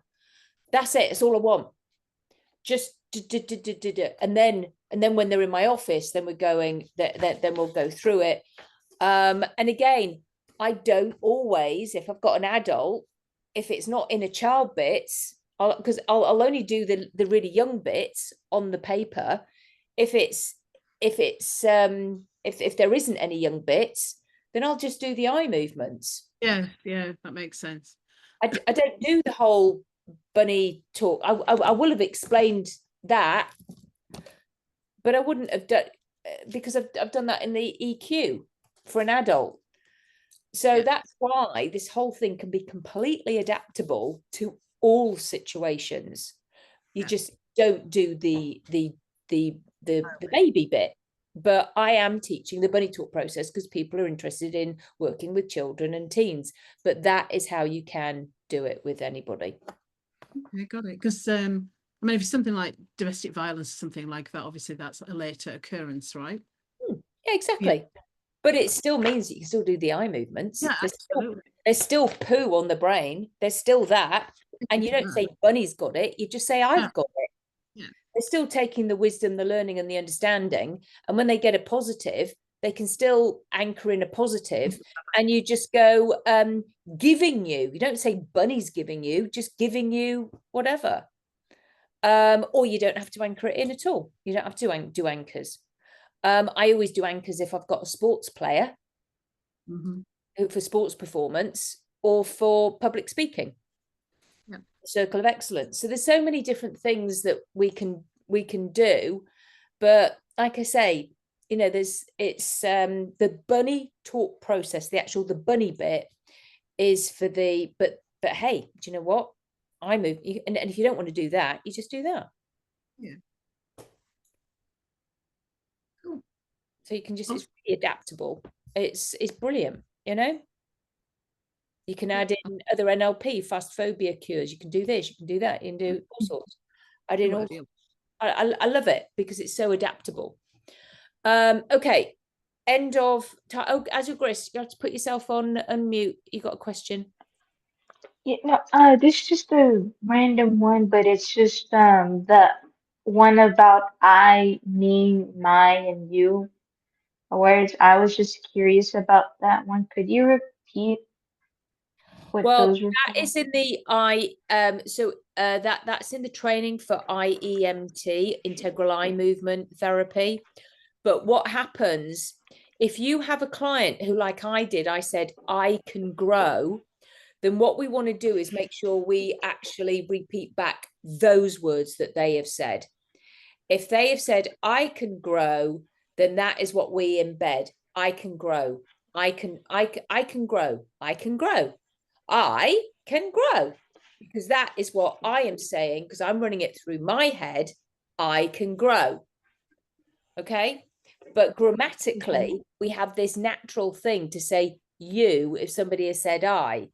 But actually, I am running it through my head. So I'm saying I. Does that make sense?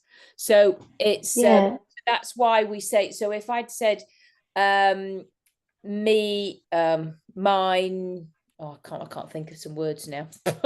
It's too late for myself. Well, You like know, if you said something like, my heart feels calm, or my heart feels full, or that would be, oh no, that would be mine, not me. Oh no, that's all right. no, you're right, because you wouldn't say your. Yeah, you say my heart. My heart. So you basically repeat back what the client said. So it's always client centered, because I'm running it then through my heart, my head. So I wouldn't be sick, because if you then, so if I'd said my heart is full, so imagine then if Deborah then says back to me, your heart is full, your heart is full, and I'm running that through my head, your heart is full. I'm thinking about your heart is full, not mine. Does that yeah, make no. Yeah, I understand that. It's just that there was one other thing like with when you said you, because each word was different. Example, like you is the body, I Well, no, that's mm, mine. That's where I put. So oh if you drew your body and I said to you as your Gris, where is your eye? Where do you feel your eye? You know, not the mm, eye, but your eye.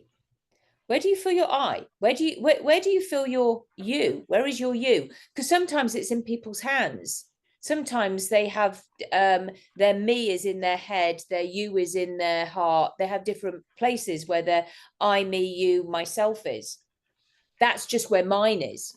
Doesn't mean it's right or wrong. It's just where people's is. okay. Does that I make think sense? yes, Yeah. that does. But that Thank is you. in that, and but I'm not training that, because that's in the yeah, I'm just sort of pointing it out, that it's interesting to notice for us that if somebody is saying an I or a you, that we repeat back to them their words. So that Mm, was actually a really good example, because I don't think I've had that example before to explain. So things only come up in a training if somebody has said something, you see. But because I said I mhm. grow, and it's funny because if you had carried on saying I can grow, that wouldn't have come up. I Yeah. wouldn't have thought to have said anything. So it's you've got Excellent. to love it. We learn more from when we say always, always, always, always.